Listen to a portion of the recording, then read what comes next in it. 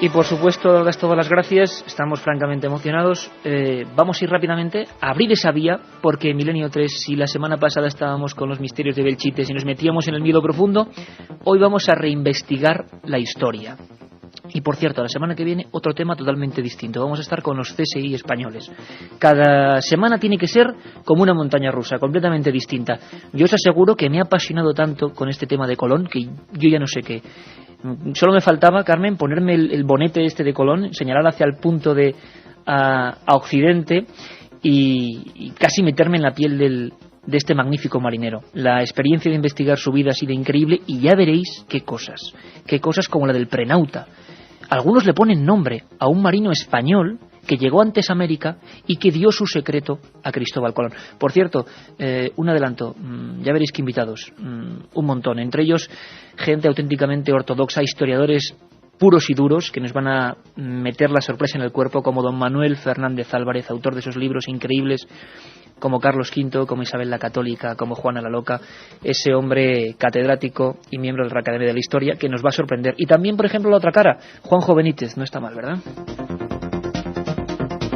Bueno, pues líneas abiertas, Carmen. Líneas abiertas en ese 7640, palabra clave, milenio, espacio y vuestra opinión. Ya nos están llegando SMS como el de Tony, que dice que vive en Mallorca, en un pueblo llamado Felanit, y se dice y comenta que nació en este pueblo y en cierta calle. Claro, es que lo increíble de la historia de Colón, hay teorías, y ahora vamos a hablar de ello, que siguen vigentes, le ponen en Génova. Qué curioso, porque, bueno, ahora hablaremos de ello, pero dicen que genovés, sin embargo, no escribió absolutamente nada en italiano, todo lo hacía en castellano, y solamente en una de sus cartas dice, yo nací en Génova, él mismo, no hay ni una sola prueba, y las investigaciones genealógicas siguen ahí en la bruma. Nos lo preguntaba Juan de Vigo, que si sabíamos dónde había nacido Colón verdaderamente, pero es que es un enigma también, como toda su vida, ¿no? No, es que hoy vamos a descubrir, a mí, yo me he maravillado con esta historia, la seguía hace un tiempo, pero siempre hacer un programa para vosotros significa una investigación exhaustiva, y es que es increíble, enigmas en torno a su vida, a su muerte, a su aspecto, a su firma, ya veréis luego de cantidad de cosas, digno de novela, siempre la realidad supera cualquier ficción, y luego incluso gallego, por supuesto, hay una gran teoría sobre el Colón gallego, el Colón portugués, el Colón judío mallorquín, Chueta, bueno, algo increíble. Iker, vamos a dar las gracias a todos esos oyentes sorteando 3 CDs que contienen pues 120 programas aproximadamente de Milenio 3. A todos aquellos que nos manden un mensaje al 7640, palabra clave milenio, espacio y lo que quieran. Sortearemos 3 entre todos los mensajes que recibamos y luego Katia Rocha nos dará los ganadores. Además tenemos el domingo, por supuesto, una nueva dramatización. Queremos que nos pidáis, que nos sugieráis temas, dramatizaciones, personajes como el de hoy, por eso hacemos el programa, biografías, lo que queráis. 7640, palabra milenio, 3 CDs, 120 programas íntegros de Milenio 3 en un solo CD y, por supuesto, al final del programa, los 3 ganadores.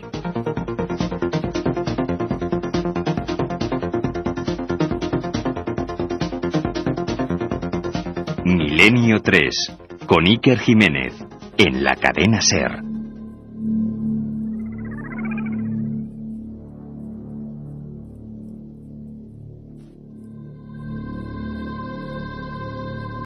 En la Universidad de Yale se está estudiando un papiro que dibuja América y que se asegura, por lo menos estos estudiosos universitarios, que estaba realizado 50 años del viaje precolombino. ¿Cómo es posible?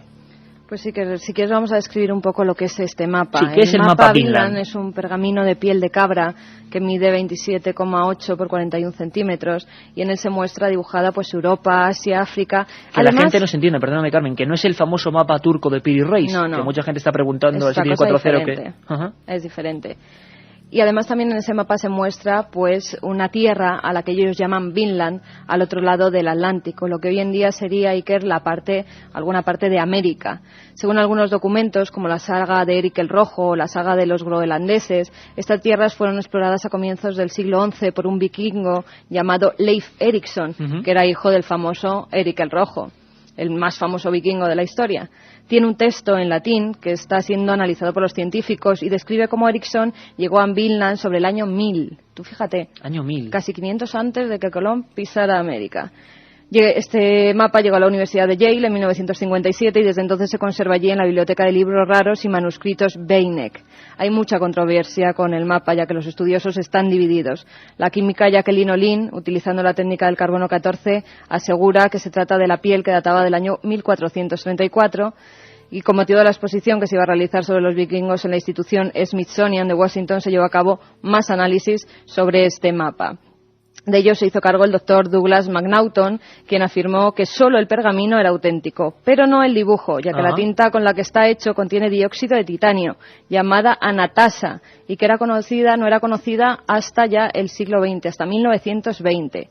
Ahora se han hecho nuevos análisis con espectrografía Raman, en la que han observado que hay dos tintas diferentes, una negra de carbono y otra amarilla, que es la que contiene el titanio. Con ello, Jacqueline Olin dice que este mapa sigue siendo verdadero y que en realidad pertenece como dato el carbono 14 a 1434. O sea que esta química de la Universidad de Yale dice que tanto el pergamino como la tinta, que era lo que se tenía en duda hasta ahora, ambos son de antes de Colón, 1434. Efectivamente. Y que en el texto ese que tiene en latín, además relatan cómo Leif Erikson llegó en el año 1000 a América. Yo me he quedado también asombrado porque catedráticos de historia nos van a contar hoy pues que está científicamente demostrado, no es una teoría, que algunas barcazas vikingas llegaron vía Groenlandia en el año 1000 a las tierras americanas. Hoy va a ser un programa de esos duros para los que se autodenominan escépticos, que siempre critican estos temas, se han ¿no? encontrado instrumentos y algunas casas, algunas cabañas que datan también de esa época, Iker, y que pertenecerían a los vikingos. Decía que los escépticos van a estar hoy ante una prueba de esas en las que se demuestra que gente de absoluto prestigio, por supuesto, que da paso libre al misterio. Hoy vamos a tener ejemplos francamente asombrosos. Hablaba de la firma de Colón, ¿verdad? Esa firma a modo de código extraño. Nos la va a intentar explicar Sebastián Vázquez, editor, escritor y persona que ha seguido muy de cerca el lado oculto, la cara oscura, que íbamos a ampliar, sobre la que vamos a arrojar luz, de don Cristóbal Colón.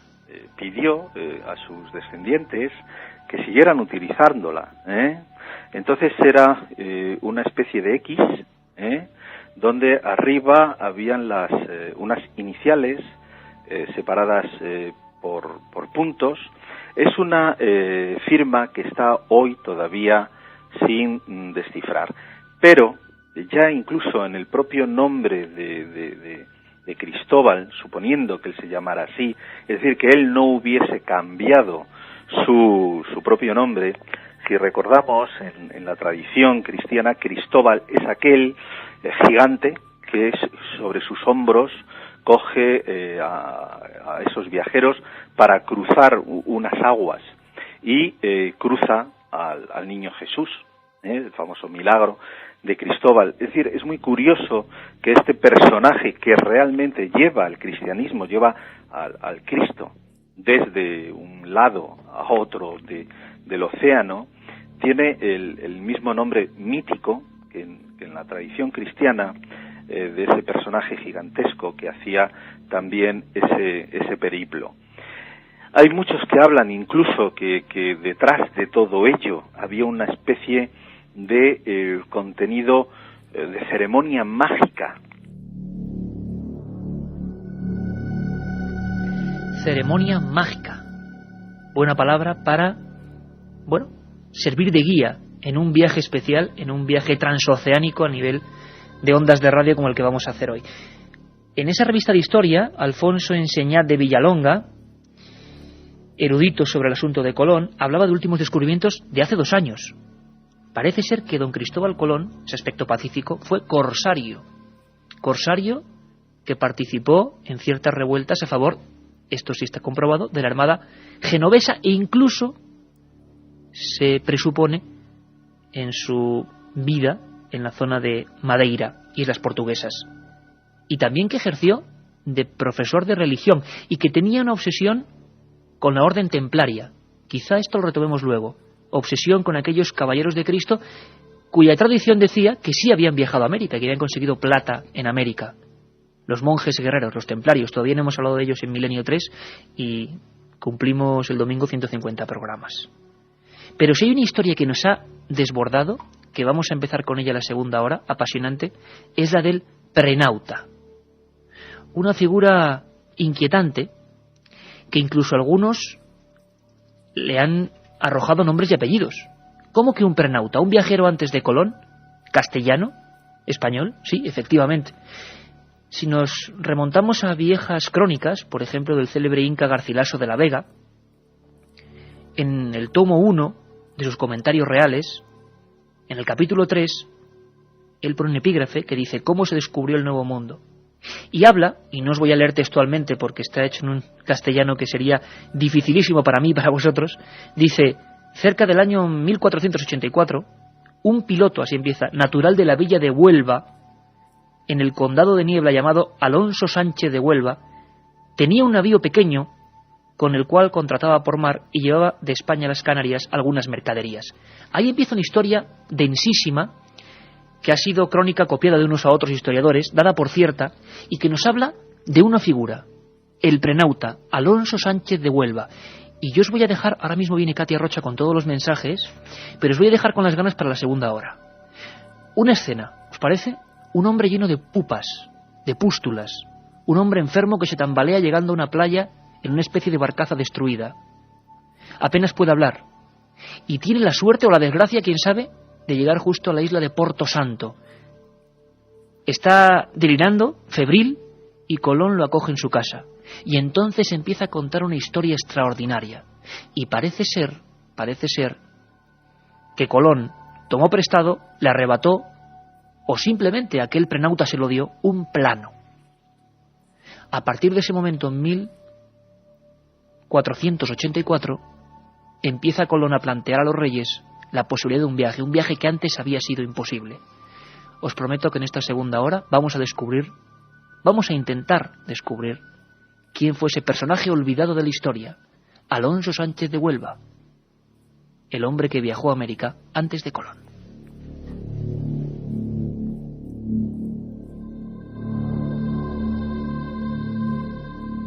Milenio 3, con Iker Jiménez, en la cadena SER.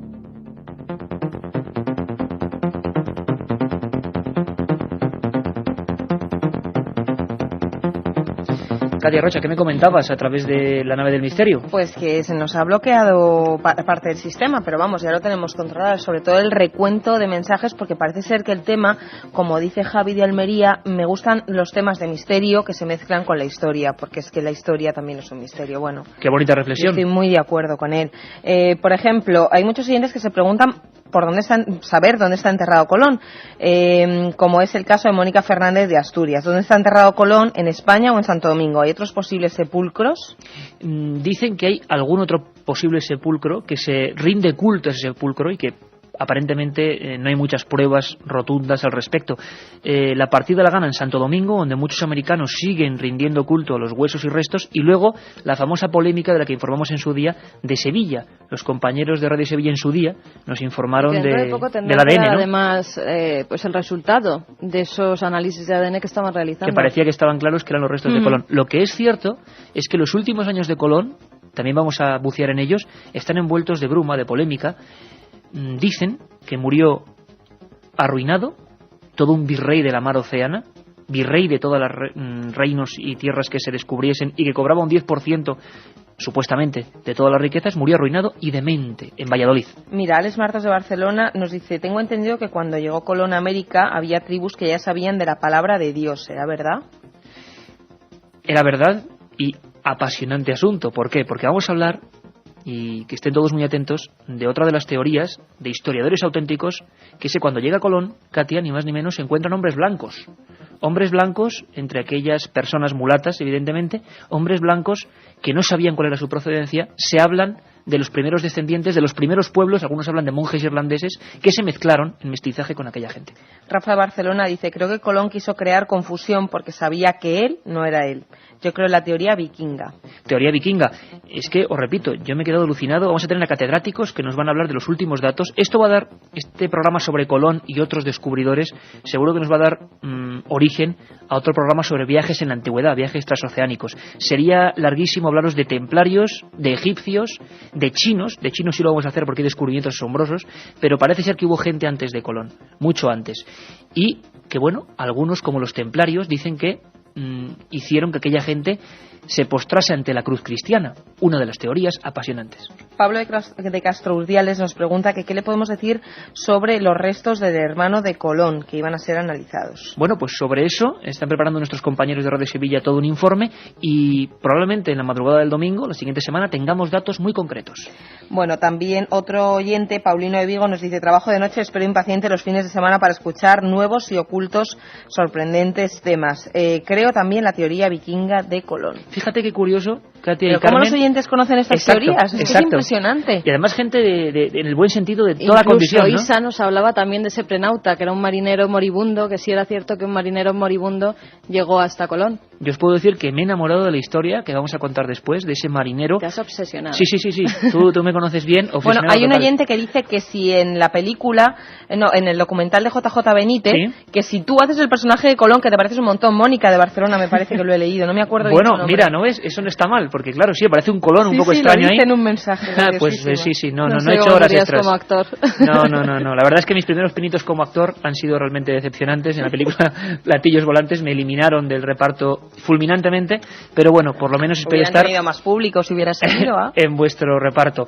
7640, Katia. 7640, palabra clave milenio, el texto que quieran poner. El coste de la llamada es 0,60 céntimos de euro y vamos a sortear esos 3 CDs que nos han llamado y nos han escrito que no se pueden comprar ni contra reembolso ni nada, solamente mediante sorteo. Yo los elijo al azar, doy mi palabra. Al azar, lo elige Katia, lo elige la máquina, o sea que os esperamos una hora intensa de misterios. El prenauta, los templarios, los egipcios, os esperamos. 1937. 200 personas mueren trágicamente en el santuario de la Virgen de la Cabeza. 1971. Aparece el fenómeno de las caras de Belmez. 2003. ¿Qué relación existe entre estos dos episodios? Descúbralo en Tumbas sin nombre. Un apasionante libro de Iker Jiménez y Luis Mariano Fernández. Una tragedia, un misterio, una investigación. Editado por Editorial Edad. 2:07 de la madrugada. Lo decíamos al iniciar. Quizá uno de los grandes misterios de la historia, del paso de la Edad Media a la Edad Moderna, es la insólita tozudez, la insólita seguridad de un hombre que nadie sabía muy bien quién era, pero que consigue hacerse con la amistad de Isabel la Católica, la reina más importante del planeta en aquel momento, y consigue venderle, entre comillas, un proyecto que parecía digno de un loco. Pensémoslo bien, sin pruebas de ningún tipo, con una iglesia que férreamente admitía todo lo contrario, que la Tierra, por supuesto, no era esférica, y no se podía llegar a Oriente viajando rumbo a Occidente. 500 años antes de que Neil Armstrong pisara la Luna, otro viajero, y en mi opinión con mucho más riesgo, se lanzó a lo desconocido.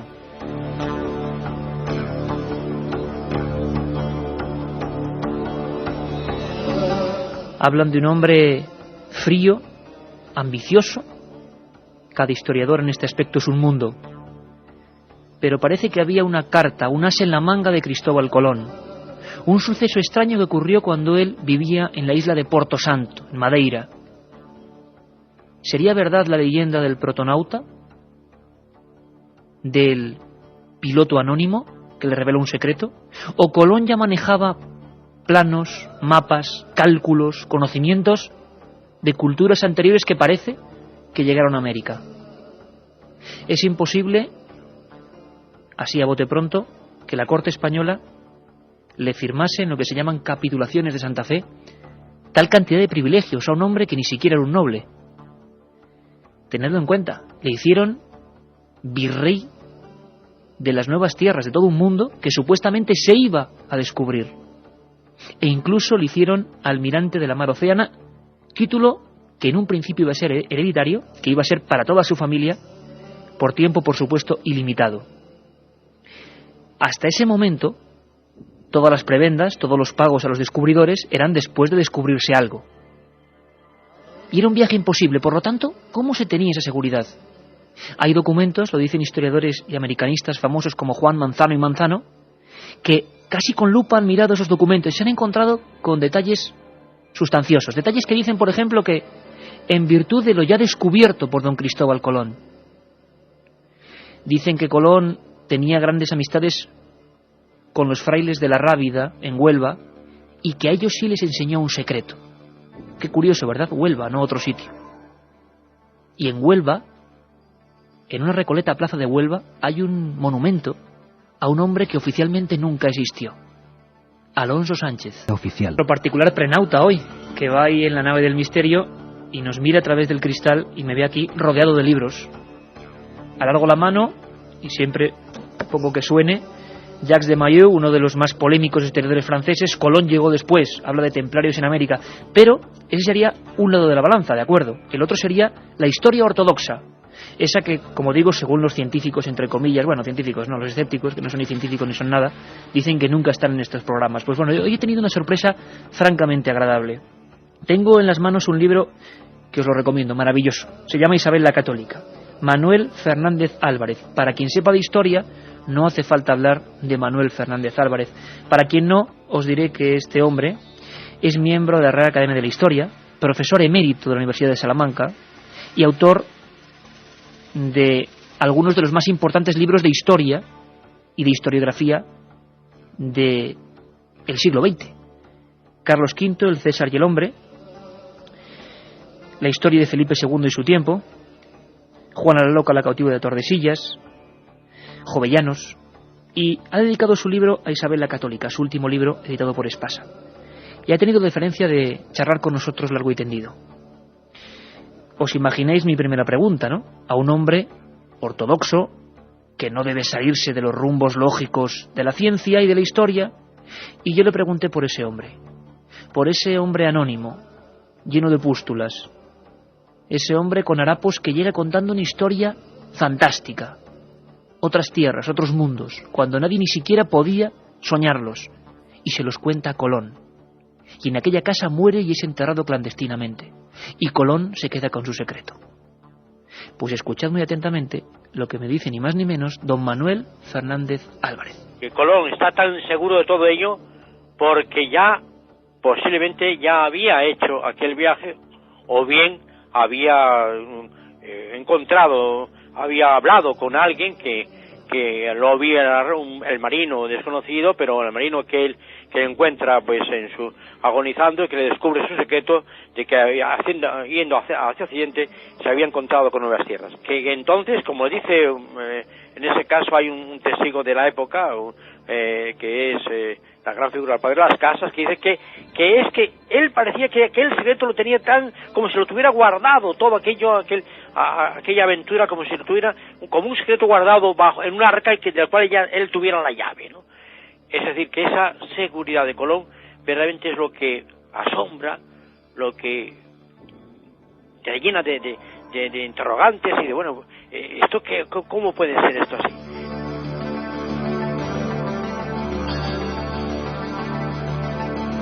Pues no nos extraña nada que don Manuel Fernández Álvarez, aparte de historiador completamente ortodoxo, sea un bestseller en ventas por eso, por su apertura de miras y por la expresividad y vivir con pasión estas cosas y comprender que hay lagunas grandísimas allí donde otros rechazan todo. Imagino que los exploradores de verdad pues investigan. Incluso don Manuel Fernández Álvarez iba más allá y me decía que había algunas teorías. Hablamos de los principales cronistas de Indias, modernos y antiguos, Juan y Manzano o Bartolomé de las Casas o el Inca Garcilaso de la Vega. Muy poquitos años después del descubrimiento se hablaba ya de la aparición del prenauta, ese hombre enfermo, ese hombre delirante, que dio los secretos exactos de navegación a Cristóbal Colón. Pero es que don Manuel Fernández Álvarez insistía en otra teoría, una que va más allá, que el propio prenauta fuera Cristóbal Colón. Es decir, que llegase a Madeira después de un viaje previo. No olvidemos que era un gran marinero y que las corrientes habían traído a aquellas tierras de Madeira muchas veces, igual que a Canarias, trozos de árboles desconocidos. ¿De dónde venían? Hay una teoría sorprendente, es esta. Por lo tanto, aquí sí que parece que había una prueba indirecta de que Colón, para estar tan seguro, es que lo tenía como muy cierto. ¿Y por qué podía tenerlo como muy cierto? Porque él tenía una prueba segura, indiscutible. Y esa prueba segura e indiscutible podía ser efectivamente que él en uno de sus viajes, que tantos que hizo en aquellos años anteriores al 92, al año 85 que vino a España, en en ese periodo anterior él hubiera llegado a las Indias Occidentales. Hoy estamos arrojando la luz del conocimiento y de la radio sobre unas figuras que se han diluido. Algunos, como decíamos, le ponen nombre al prenauta, Alonso Sánchez de Huelva. Ese hombre, ese mercader, que con otros 20 más o menos, sobre todo vizcaínos, habían ido a las Canarias. Y una extraña tromba, una extraña corriente, les llevó durante más de un mes, mar tenebroso adentro. Y entonces llegaron a otro mundo que conocían tan bien como para cartografiarlo, como para dibujar en unos planos sus detalles, sus montañas, como para dejar claves concretas para un próximo viaje. Parece ser, según cuentan los historiadores, que este Alonso Sánchez llegó portando la sífilis, que el resto de los cuerpos se encontraron cerca de las costas de Madeira, podridos por esa enfermedad. Pero él sobrevivió unos cuantos días y Colón rápidamente lo acogió. ¿De qué hablarían? ¿Qué secretos se contarían prenauta y almirante? 7640 que echa humo, Carmen. Pues la verdad es que sí, a ese 7640, ya sabéis, palabra clave, milenio, espacio y lo que vosotros queráis, nos llegan teorías de todo tipo. Y disputas entre la gente. Fer nos dice, Colón era gallego, de San Salvador de Pollo, Pontevedra. Múltiples topónimos de aldeas y ríos gallegos se repiten en Centroamérica y Caribe. Pero por su parte, Rafa Martorell nos dice, para quien lo desconozca, Génova es un pueblo de Mallorca y Colom es un apellido que en Mallorca es de ascendencia marinera y judía. O sea que unos dicen que es de Mallorca, otros que es de Galicia, otros que sí podía ser ¿Portugués? Vasco, portugués, hay de todo. También nos dice Jorge del Prado, desde Alcorcón, Madrid. Hace años estuve en Estados Unidos y el profesor que nos daba historia nos enseñó que Leif Erikson llegó mucho antes que Colón. Fíjate, hasta profesores de historia estadounidenses también incluyen esas teorías. El turno de noche del Hotel Jardines de Tenerife os saluda. Me llamo Nacho. ¿Qué hay de cierto de que los chinos llegaron antes a América? Bueno, pues al amigo Nacho, un saludo para todos los y amigos todo de ese Canarias. Turno de noche que están trabajando. Claro que sí, como todos los que están ahora mismo haciendo sus obligaciones laborales, pues hay que decirle que se espere un poquito porque tenemos documentos de última hora alucinantes sobre la flota maravillosa de chinos que supuestamente, Carmen, la fecha es... ¿La fecha de ese viaje de China? 1421. O sea, sería 71 años antes de Colón. O sea, los enigmas se juntan se uno tras otro. Aquel viaje de Colón se inicia. Tampoco sabemos cuáles fueron las conversaciones, pero en esos documentos parece ser que está tan seguro Colón que aunque en un principio los reyes dicen ¿cómo osa este hombre que ni siquiera es noble compararse a los almirantes de Castilla? Quería ser almirante de la mar Océana. Y le dicen que no. Pero Colón vuelve meses después y le dicen que sí. Y le firman esas capitulaciones con todos los privilegios, unos privilegios como nunca nadie en la historia había otorgado a otro ser humano. ¿Qué prueba había? ¿Alguien puede creerse que solo era la mente, el deseo, el anhelo, o había algo más, algo físico, algo quizá donado por el prenauta? Cierto o no la existencia del prenauta, lo cierto es que aquella embarcación se mete en el mar tenebroso y madre mía, solo hay que ver los mapas de la época, con figuras monstruosas, peces con cabezas de hombre, ballenas con varias hileras de dientes, seres imaginarios que aparecieron en un mundo que era mucho más profundo y lejano que hoy es el espacio para nosotros, mucho más, incomparablemente más. Y sin embargo Colón y aquellos hombres se meten en la aventura. Era tan descabellada la idea que hubo que meter a 4 reclusos, a 4 hombres de la cárcel, entre los marineros, entre los famosos Juan de la Cosa, Rodrigo de Triana. No parece que había muchas esperanzas, no solo de llegar a un mundo desconocido, sino de volver. Pero, ¿qué clase de datos manejaba ese marinero? ¿Cómo sabía la ida y la vuelta? Aquel viaje en un momento dado se convirtió en un infierno. Y entonces cuentan los cronistas de aquellas naves, de aquellas 3 carabelas, aquellas 3 cáscaras de nuez en mitad de la nada, cuentan que empezaron a pasar cosas extrañas, que Colón hablaba de profecías, que Colón escribía extraños dígitos, y que Colón de vez en cuando sacaba su mal genio, su mal humor, cuando todo estaba perdido. Hubo varias rebeliones. La genial e increíble película 1492 de Ridley Scott, protagonizada por ese genio Gerard Depardieu, recreaba así la escena, la primera rebelión a bordo en mitad del mar tenebroso. Dios no quiere que crucemos este océano. Este viaje está maldito. Lo hicimos por avaricia. Dios nos ha abandonado. El viaje está maldito. Escuchadme. Todo aquel que hace algo por primera vez tiene miedo. Pero los que venzan sus temores recibirán su justa recompensa. No sé si el deseo de Dios es que crucemos este océano, pero estoy seguro de que sois vosotros los que llenáis de miedo vuestros corazones. En tiempos venideros se hablará del valor de los primeros hombres que cruzaron este océano y regresaron. Y entonces vosotros podréis decir a todo el mundo: yo estuve en la Pinta, yo estuve en la Niña y en la Santa María. Este jubón para el primer hombre que divisa tierra y 10.000 maravedíes al año de por vida. Quiero un hombre en el Palo Mayor día y noche.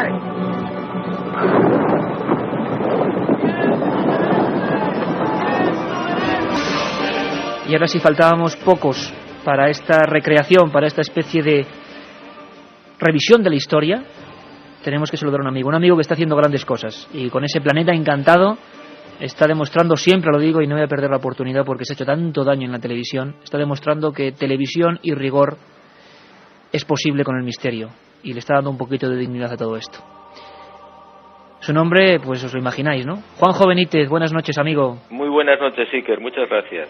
¿Qué fiabilidad, Juanjo? Sé que también hay parte de información confidencial, pero ¿qué fiabilidad puede haber a día de hoy de la existencia de ese prenauta, que era el primer viajero a América, aparentemente? Bueno, el primer viajero no, pero antes de Colón, desde luego. Hombre, lo que no tenemos es el nombre de ese piloto anónimo, de ese prenauta, aunque hay diferentes hipótesis y teorías al respecto. De lo que no cabe la menor duda, yo lo he consultado con muchos americanistas, especialmente con Juan Manzano y Manzano, que era un hombre de una gran categoría, un gran estudioso de este tema, que fue el que me introdujo a mí en él. Bueno, pues este señor y otros americanistas no dudaban en absoluto de que Colón tenía una información previa antes de iniciar el viaje, digamos, oficial de 1492. Se ha hablado también de otras fuentes, del prenauta, de cartas templarias. ¿A ti cuál es la historia que más te convence de ese antes de Colón? Bueno, estudiando el diario de a bordo del almirante, estudiando a los cronistas de la época y posteriores, por supuesto, a mí lo que más me inclina a pensar que este hombre tenía información por el prenauta. Es decir, es posible que pudiera consultar algún otro tipo de mapas. Eso es todavía más dudoso incluso, ¿no? Pero las informaciones que maneja Cristóbal Colón constantemente, por ejemplo, cuando sale de Canarias, se reúne con los capitanes de las otras dos carabelas y les dice que tengan muchísimo cuidado porque a 750 leguas de Canarias van a encontrar con una serie de arrecifes muy peligrosos. Entonces, claro, yo me imagino la cara de los hermanos Pinzón diciendo, bueno, vamos a ver, este señor nunca ha navegado hacia el oeste en ese rumbo, ¿cómo sabe él que a esas leguas tan exactas, 750, se va a encontrar con este rosario de arrecifes? Bueno, pues esta es una de las pistas que él tiene, pues que evidentemente o alguien se lo ha dicho, o incluso hay otra teoría más arriesgada y más audaz, y es la de que Cristóbal Colón quizás pudo ser el mismo prenauta, es decir, el individuo a quien lo arrastró una tormenta, estuvo varios años por la zona del Caribe y luego regresó. A mí me parece que la primera versión sería quizás la más viable o la más probable. Hay otros detalles increíbles, pues como este hombre sabía cuando estaba navegando por Jamaica que aquella isla se llamaba Saba. Él pensaba que era el lugar del que procedía uno de los Reyes Magos, pero sobre todo la pista de Montecristi, que es un monte que existe en el norte de la actual República Dominicana, lo que era la Española para Colón, pues a mí me parece fundamental. El piloto anónimo, por lo visto, le proporciona el perfil y la ubicación exacta de este monte, que tiene pues una forma muy determinada, que se ve desde muy lejos, que es perfectamente reconocible, y además le dice que a 20 leguas de ese Montecristi, de esa zona, hay unas minas de oro. Bueno, efectivamente, a 18 leguas exactamente de ese monte, en lo que se llama el Valle del Cibao, actualmente en la República Dominicana, pues había unas minas de oro que explotó Cristóbal Colón. Lo cierto es que cuando Colón iba con sus hombres, claro, debió parecerles un auténtico profeta, ¿no, Juanjo? Porque iba adivinando cosas que estaban por suceder. Sí, efectivamente, aparte de lo de la isla de Saba, que bueno, antes de bajar cuando iban por el sur de Jamaica, pues el hombre Colón reúne a su gente, a su tripulación, y le dicen: ¿ven ustedes esa isla que está ahí? Bueno, pues esa isla se llama Saba. Entonces, cuando descienden y preguntan a los indios le dicen: esta isla se llama Sobo. Y entonces Colón les dice: bueno, es que en realidad no lo pronuncian bien. Claro, esto y las minas, por ejemplo, de San Cristóbal, al sur de la isla de la Española, con unas minas de oro, con unos pozos muy profundos, que efectivamente existían. Todo esto lo anunció Colón antes de bajar a tierra. Y claro, pues la gente que iba con él pensaba pues que realmente era un profeta, ¿no? Aparte de eso, él escribió luego un libro que se llama Las Profecías, que no tiene nada que ver con esto, pero bueno. Y lo que yo creo que en realidad ocurre es que Cristóbal Colón no es que sea un profeta, sino ni que sea un medium, ni que tenga poderes paranormales, no. Lo que ocurre es que tenía una información privilegiada, tenía una información previa, probablemente, y yo estoy seguro que tenía algún objeto físico, algo físico que se lo había dado el prenauta cuando muere en sus manos, prácticamente en su casa, en la isla de Madeira o quizás en Porto Santo, y esto, bueno, pues esto es lo que a Cristóbal Colón le sirve para mantener esa tozudez a la que tú, Iker, hacías alusión anteriormente. Estaba claro que hay indicios de que había una información privilegiada para embarcarse, nunca mejor dicho, en semejante hazaña. Se encontraron hombres blancos, ¿verdad? Hay crónicas que hablan de hombres blancos. Podían ser, tú especulabas con esa teoría, otros también lo hacen, otros historiadores, los pasados, digamos, el pasado de esos prenautas, o la descendencia de esos prenautas que en una barcaza llegaron hasta allí, ¿no?, en ese accidental primer viaje. Efectivamente, es una de las posibles razones, quizás la más verosímil. Si es cierta la historia del prenauta, entonces este hombre y su tripulación permanecieron quizás alrededor de 2 años en el Caribe, hacia 1476, más o menos, 1477, y se mezclaron con las Indias. Justamente lo que cuentan los cronistas de la época es que ellos no lo sabían, los prenautas no lo sabían, pero contrajeron probablemente la sífilis en ese contacto sexual con las taínas, con las caribeñas, y lo que les obligó en definitiva a regresar a los pocos que quedaron vivos o que quedaron muy maltrechos. Bueno, pues en esa unión con las taínas o con estas bellezas taínas probablemente nacieron mestizos y probablemente nacieron blancos. Esto es lo que se encontró Colón, lo que se encontró la expedición de Colón y lo que se encontraron otras expediciones posteriores en diferentes islas. Juanjo, y lo que es muy difícil de comprender, y ya por último, es que un hombre que cambió el concepto del mundo, del universo, de la realidad casi, que dio paso a una nueva era completamente distinta. ¿Cómo murió Cristóbal Colón? Hay como una gran bruma en torno a sus últimos años, ¿no? Pues Colón murió probablemente en la más absoluta ruina o muy empobrecido. Yo no sé si olvidado del todo, pero muy olvidado. Y como consecuencia seguramente de su gran ambición.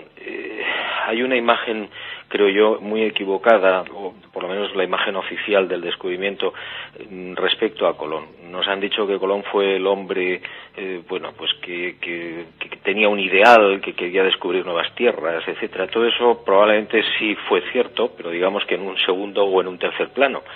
Lo que verdaderamente le interesaba a Colón era el oro y las riquezas. Y eso lo demostró a lo largo de toda su vida. Yo creo que uno de los días más amargos precisamente de Colón fue el día del descubrimiento, porque aquel 12 de octubre, cuando él llega a Guanajaní, él se da cuenta de que no es la isla que le había pintado o que le había indicado el prenauta, sino que es una pequeña isla que no tiene nada de particular. Y bueno, la prueba es que inmediatamente se hace amigo de los indios, los embarca en sus naves y trata de buscar como sea esa isla con ese perfil de ese monte Christi, de ese monte que a 18 o 20 leguas tiene esas minas de oro extraordinarias. Bueno, pues al final todo esto lo que ocurre es que el destino pasó la factura y los reyes católicos y los españoles se dieron cuenta de que este hombre lo único que le interesaba era ganar dinero, tener posesiones, ser el almirante, ser el virrey, y lo demás no contaba. Y al final pues lo encadenaron y lo devolvieron a España. Y murió en Valladolid, pues eso, probablemente en la más absoluta ruina, con un grado importante quizás de demencia y de locura, y sobre todo muy solo. Apasionante, el lado oscuro, el secreto de Colón. Juanjo, como siempre, pues un placer repasar contigo, dar unas pinceladas a menudo personaje y menuda hazaña que ahora quizá vemos con otros ojos. Un abrazo muy fuerte. Muchas gracias. Por ejemplo, fecha de la muerte y en qué condiciones, según los historiadores, acabó su vida Colón. Pues sí, como bien decía Juanjo, Colón, después de pasar unos meses en Sevilla, se traslada a Valladolid y en esta ciudad pobre y casi olvidado, además de arruinado, murió el 20 de mayo, según dicen los historiadores, del año 1506, después de haber recibido los santos sacramentos. Y él mismo dijo: Dios me encomienda a ti, Señor me encomienda a ti. Rindió cuentas a la parca y murió demente y apenas dicen que sin ropa. La otra realidad. Milenio 3. En la SER. Ya viene Katia Rocha aquí con un arsenal de páginas de mensajes y claro, se junta los he revista intentado de leer historia. todos para seleccionarlos, ¿eh? Hoy está el estudio 1 de la cadena SER en penumbra, Madre pero mía, lleno de papeles, de libros. Yo creo que la vez que más libros abiertos, entreabiertos, semirrotos hemos tenido aquí en la mesa. Katia, cuéntanos, 7640, ¿no? Bueno, en primer lugar, un guiño y un saludo a todos esos estudiantes de periodismo que nos escriben. Dice un chico de 21 años que está estudiando periodismo y me gustaría llegar a ser como vosotros. Bueno, no sé si eso, pero bueno, por lo menos. No sé si es un halago eso, porque sea una periodista. Aquí, ¿no? Así un montón de oyentes, otra chica que prepara un examen de historia, una profesora que quiere utilizar los datos del programa para sus clases de historia y uno que he seleccionado que te va a gustar a ti mucho y que se llama Javier de Zaragoza. Dice: soy historiador y en la facultad doy 2 horas de historia de América, dedico 2 horas de historia de América a los secretos de Colón y al Prenauta. No todos somos ortodoxos. Qué bien. Oye, qué alegría. Es más, tienes el teléfono ahí porque cada vez que envían un mensaje, pues me gustaría mucho hablar con él porque me he entusiasmado con esta historia. Ojalá hubiera muchos profesores así que no nos contaran solo lo que está escrito en algunos libros. Un saludo a todos los profesores y a toda esa gente, Katia, como decías, de facultades de periodismo que han venido incluso ya en estas fechas a entrevistarnos, ¿no?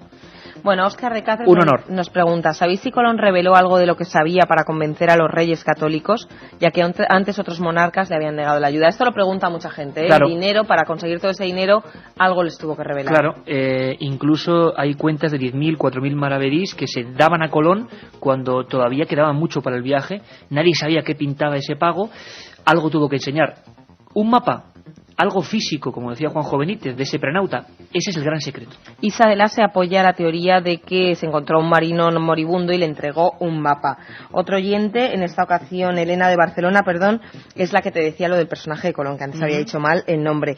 También hay otros oyentes que se nos preguntan si Colón era una mujer o era hermafrodita. Bueno, imagino que teoría sí para todos los gustos, pero ya a eso no hemos llegado. Parece demostradísimo, pero fíjate qué curioso con esto que dices. Hasta lo más terrible, estrambótico, puede tener su lado. Dicen que hay 7 retratos de Colón, 7, y que ninguno es certero de cómo era él físicamente. O sea, el hombre más importante de muchos siglos tiene miles de esculturas y no sabemos ni cómo era. Y tiene algunos retratos y tampoco sabemos cómo era.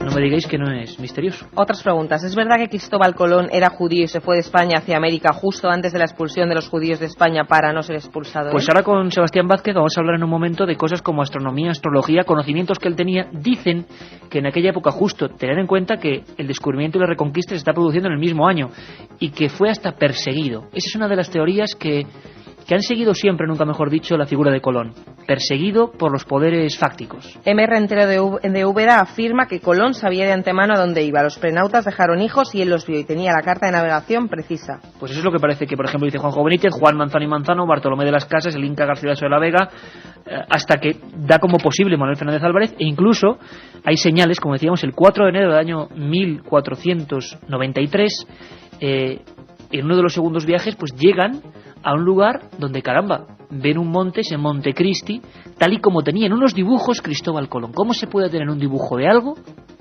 donde nunca se ha estado? Marian de Madrid nos pide el nombre completo del libro 1491 y la editorial. 1421. El año en que China descubrió el mundo y la editorial Grijalbo, el autor Gavin Macyes. Marcos Valles de Valladolid a mí me impresiona. Dice, si el hijo de Eric el Rojo creó un detallado mapa de América, ¿no se habrían encontrado numerosas pruebas de sus asentamientos? Es tremendo los datos que saben los oyentes. Sí, es increíble. Y algunas de ellas han encontrado instrumentos que utilizaron en la época, algunas cabañas que han sido datadas incluso de los años 1000. Y os lo digo, escuchad ahora en lo que nos queda, porque vamos a tener catedráticos que nos van a hablar de esas barcazas y restos vikingos que en el norte de América, no en el Caribe ni en Sudamérica, se han encontrado y que sin embargo no tuvieron la fuerza y la publicidad de otros hechos, ¿no? Un último mensaje, Iker. Mi abuelo, Joaquín Arce, catedrático de la Complutense, dio pruebas objetivas de que Colón era italiano. Bueno, claro. Lo malo es que otros han dado pruebas objetivas de lo contrario. Parece ser que si alguna teoría está más asentada es la que era genovés. Pero es que él no escribía en italiano en ningún momento. Incluso él tenía un libro en italiano, parece que sabía leerlo, y las anotaciones eran en español. Se le olvidó el italiano, no quería, como estaba oculto, que parece la sombra de este hombre, no quería que supiéramos de dónde era. ¿Por qué? Ni el día de su nacimiento. ¿Por qué? Parece que eran normas concretas a sus herederos. Zengé era uno de estos eunucos y cuando Zudí se proclamó nuevo emperador fue nombrado comandante jefe de una de las mayores flotas del mundo. Unas flotas que dicen que eran impresionantes, 300 barcos de ciento y pico metros, miles de barcos. Solo los de la flota del Tesoro eran unos 300. Esa flota del Tesoro se llamaba así porque esos barcos eran los que tenían previsto descubrir nuevas tierras, descubrir nuevos mundos y llevar hasta esos nuevos mundos la cultura china. Incluso dejar allí a varios marineros para que no se perdiera la cultura china por todo el mundo. En uno de esos viajes, según el autor, según Menzies, Zengé alcanzó la costa americana en 1421.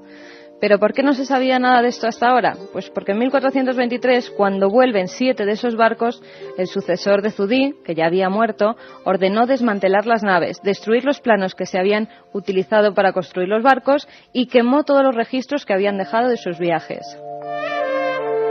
Para que nos entendamos, hubo otro emperador que, quizá envidioso de lo que había conseguido su antecesor, destruyó todo. Todo el aperturismo hacia otros mundos que quería Zudí, pues este nuevo emperador luchaba contra ello. Quería quedarse solo con su tierra, solo con China. Los pocos documentos que no sufrieron la quema y hablaban de estos viajes, hay 2. El Wu Pei Chi, donde había instrucciones para cada uno de los viajes que realizaban, y en él se incluían latitudes, descripciones de islas, posiciones de las estrellas. Zudí tenía muchísima obsesión con las estrellas. Como Colón. Y navegaban a través de ellas, incluso hicieron cartas estelares y fabricaron grandes observatorios por todos aquellos sitios por donde fueron, que fueron conquistando. También hay un diario publicado en 1433 por un historiador chino, Mao Wan, que había sido encargado de documentar el viaje y que se llamaba Exploración General de las Tierras Oceánicas. En él, y que fíjate qué curioso, iba describiendo hasta los animales. Sí, los animales. Parece que había una especie de bestiario, ¿no? Hicieron ¿sí? Incluso los chinos una especie de bestiario. Raros animales que tenían cuerpo de oso y cara de perro, por ejemplo, jirafas que incluso trasladaron a China. Claro, que eran auténticos monstruos para ellos, ¿no? Uh-huh. También el autor se basa en 2 estelas que mandó erigir Zengé antes de zarpar en su último viaje y que conmemoraban los grandes viajes de la flota del Tesoro. Según Menzies, los mapas de los chinos llegaron hasta Europa gracias a un navegante veneciano llamado Niccolo da Conti. Coincidió con los chinos en Calicut, en el sur de la India, e incluso realizó algún viaje con la flota china. Al parecer, da Conti llevó estas copias hasta Italia y se las entregó a Fra Mauro. Este Fra Mauro trabajaba para los reyes de Portugal. También don Pedro, el delfín de Portugal, hermano de Enrique, el navegante, viajó hasta Venecia en 1428 y de allí se llevó un mapa del mundo. Mapa del mundo completo. Que había hecho Fra Mauro, donde ya se mostraba el Estrecho de Magallanes, el Cabo de Buena Esperanza y las Indias Orientales. Y la pregunta, Carmen, que se hace todo el mundo en el 7640 es, ¿podían ser estos los mapas que tuviera el prenauta o que llegaran hasta Colón? Menzies afirma que sin duda Colón llevaba una copia de este mapa. Un marinero español que viajaba con Colón tenía parte de ese mapa que representaba a Sudamérica en su poder. En 1501 ese navegante, ese marinero, va en otro barco, es capturado ese barco y encuentran ese mapa que en teoría había llevado Colón en sus viajes.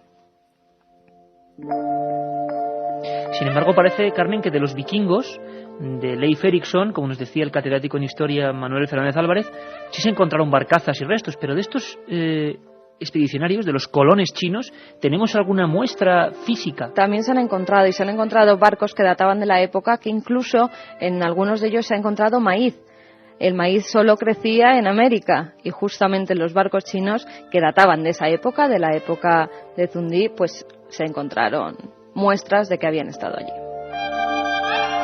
Pero fíjate que los chinos llegaron a América porque creen que hubo uno anterior en el año 499 de nuestra era chino, que también había llegado, Hoei Xin. Según dejaron escritas las crónicas, había llegado a unas 20.000 millas al este de la China. Llamó a aquel continente Fushan por los árboles que allí crecían. Hacía una descripción de estos frutos. Menzies dice que era el maguey, una especie de pera roja que únicamente, además, es curioso, crece en América Central y del Sur.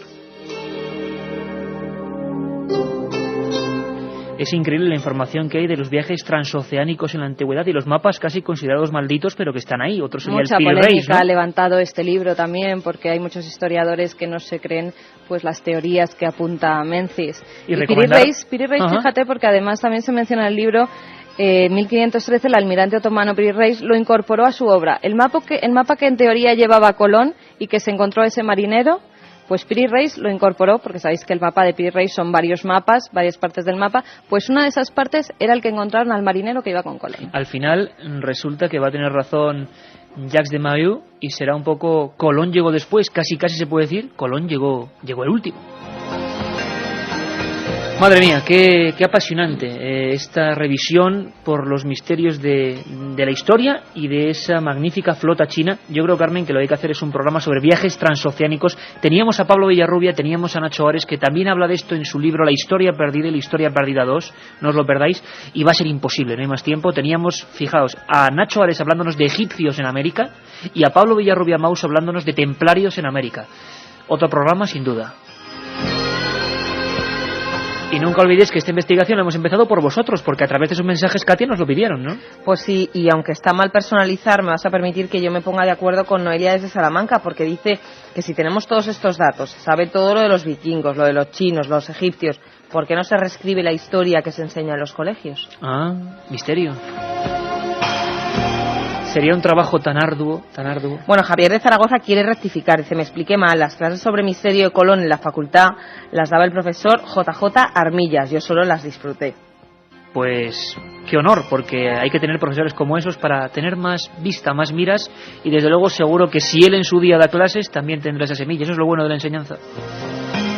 Miguel Ángel dice que a Colón se le da el éxito, pero ¿quién fue primero, el huevo o la gallina? A él solo se lo pusieron, aunque fueron muchísimos antes. Él es de Almería. Bueno, pero yo aquí, Katia, diría una cosa importante a todos los oyentes. Una cosa es que hubiera marinos antes y otra cosa es quitarle ni una pizca de mérito a Cristóbal Colón. Que lo que sabemos rotundamente es que cogió a esos puñados de marineros que me parecen unos auténticos héroes y se fueron al más allá, al Finisterrae, donde no había más. Claro, y eso sí que lo hicieron. Lo otro puede haber teorías y pruebas, pero estos lo hicieron. Por lo tanto, claro, todo el valor y toda la gloria, ¿no? Carmen de Madrid dice, ¿de verdad estuvieron allí los egipcios? Bueno, yo tengo que saber, te lo tengo que decir, el lenguaje egipcio, los símbolos, porque para descifrar los mensajes, tela. Bueno, ella dice que además de los egipcios, dice, si es tan secreta su identidad, era porque era hijo bastardo del rey de Aragón y hermano de Fernando el Católico. Y vamos ya con los ganadores, por ejemplo, uno de ellos ha sido, no dice el nombre, pero es que me ha dado pena, un médico que estaba preparando el MIR. Me ha dado pena en el buen sentido. Bueno, me ha dado pena en el buen sentido porque esto no se dije la manequina, pero vamos, que cuando lo he visto digo, mira, muy bien acertado. Está preparando el MIR, dice que tenía que dormir y descansar para el examen de mañana, pero que se ha quedado escuchando hasta el final y pide un programa sobre la Atlántida. Pues para él es uno de los CDs con todos los programas de Milenio 3. Juan de Vigo quiere saber dónde se dejaron las carabelas de Colón. Quiere saber si las que podemos ver son reales. Y mucha o no. gente preguntaba, como Juan de Vigo casi intuía. Sí, Juan de Vigo nos ha mandado muchísimos mensajes, había que premiarle. Pues muy bien. Y las, alguno tenía que salir en todo y le ha tocado de la máquina. Las cruces templarias nos hablan, ¿no? Sí, ese era, fíjate, el último ganador seleccionado por la máquina, Mar de Alcoy, dice... Las cruces de las velas eran templarias y ellos tenían el mejor puerto fuera del Mediterráneo, en Francia, cara al Atlántico. Sí, La Rochelle. Otros oyentes también nos decían, por cierto, Mar de Alcoy es el último ganador del CD Milenio 3, pero hay otros oyentes que nos contaban que Colón puso esas cruces templarias tan grandes para ser visto y ser reconocido nada más llegar, pues antes de llegar a las islas, para que fuera bien recibido. Teorías interesantísimas, Katia. ¿Alguna cosa más, Carmen, ya para terminar? Pues también saludar a oyentes que nos escriben desde París o desde Londres. Sí, es verdad. París y Londres. París y Londres, bueno, sí. Y algunos, fíjate de dónde, desde la Plaza Colón.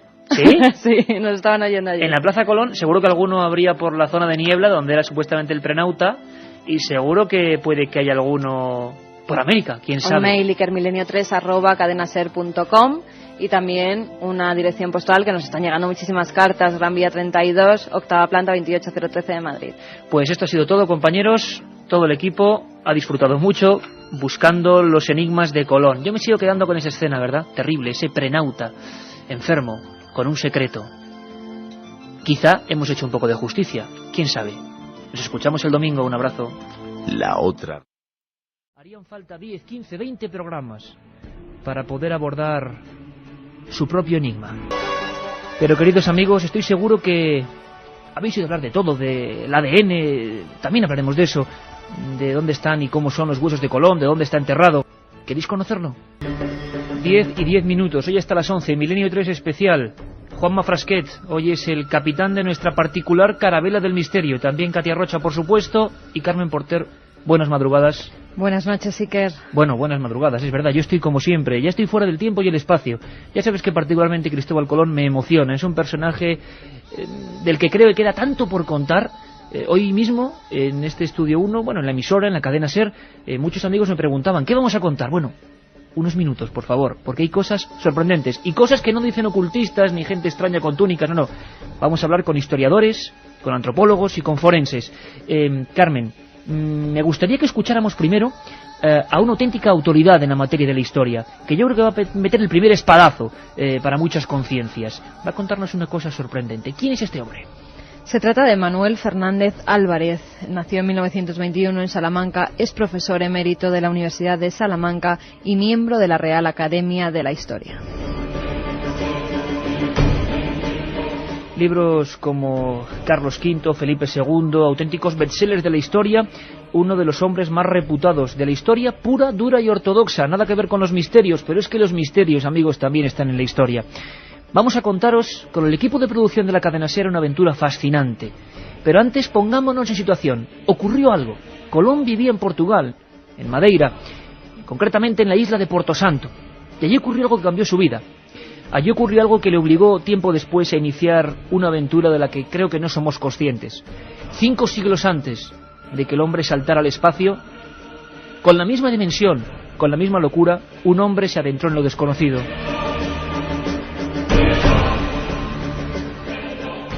Manuel Fernández Álvarez nos introduce en una historia que es la del prenauta. Hubo otro marino, hubo un vagabundo, lleno de bubas, lleno de pústulas, enfermo, que llegó en 1479 y tenía algo que contarle a Cristóbal Colón. Que Colón está tan seguro de todo ello porque ya, posiblemente, ya había hecho aquel viaje, o bien había encontrado, había hablado con alguien que lo viera, el marino desconocido, pero el marino que encuentra pues en su agonizando, y que le descubre su secreto de que yendo hacia Occidente se había encontrado con nuevas tierras. Que entonces, como dice, en ese caso hay un testigo de la época, que es la gran figura del padre de las casas, que dice que él parecía que aquel secreto lo tenía tan, como si lo tuviera guardado, todo aquella aventura, como si lo tuviera como un secreto guardado en un arca, y del cual ya él tuviera la llave, ¿no? Es decir, que esa seguridad de Colón verdaderamente es lo que asombra, lo que te llena de interrogantes y de, esto ¿cómo puede ser esto así? Profesor emérito de la Universidad de Salamanca, don Manuel Fernández Álvarez. ¿Cómo puede ser esto así?, dice él. ¿Qué misterios oculta el pasado de Cristóbal Colón? ¿Sabéis si Cristóbal Colón escribió un libro que se llamaba Las Profecías? ¿Sabéis que en el documento que cambió nuestra historia, el firmado entre Cristóbal Colón y los Reyes Católicos, las llamadas Capitulaciones de Santa Fe, aparece un texto mucho antes del primer viaje en que dice que las tierras que ya han sido descubiertas? Bueno, queremos que sepáis este gran secreto, que lo compartamos entre todos. El equipo de producción de la cadena SER, dirigido por Mariano Revilla y con guión de vuestro amigo Iker Jiménez, y con un montón de auténticos profesionales de los que luego daremos el nombre, ha querido idear, recrear, contaros en una especie de teatro del aire qué pudo pasar en 1479 en la isla de Puerto Santo, cuando nadie se acordaba de un hombre llamado Cristóbal Colón.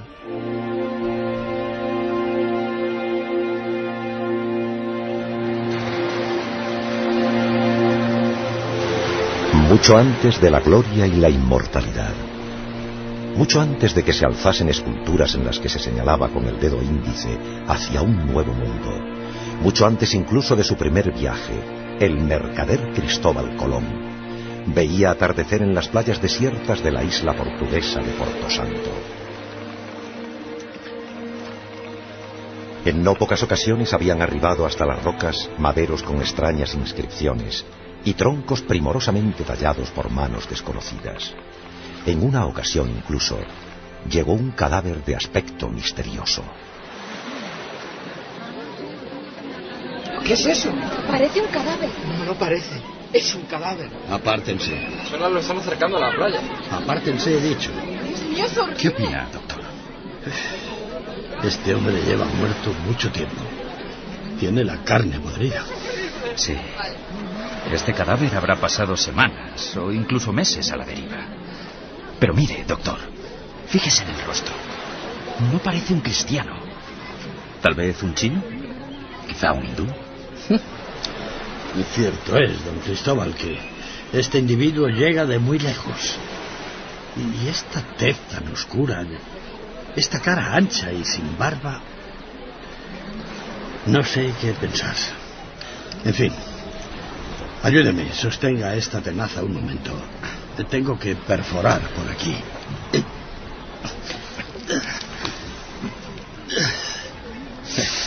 Es curioso. Las alimañas marinas han respetado las entrañas. Sin duda, lleva mucho tiempo siendo transportado por las corrientes y se ha conservado magníficamente por dentro. Eso parece. Ordenaré que le den sepultura de inmediato.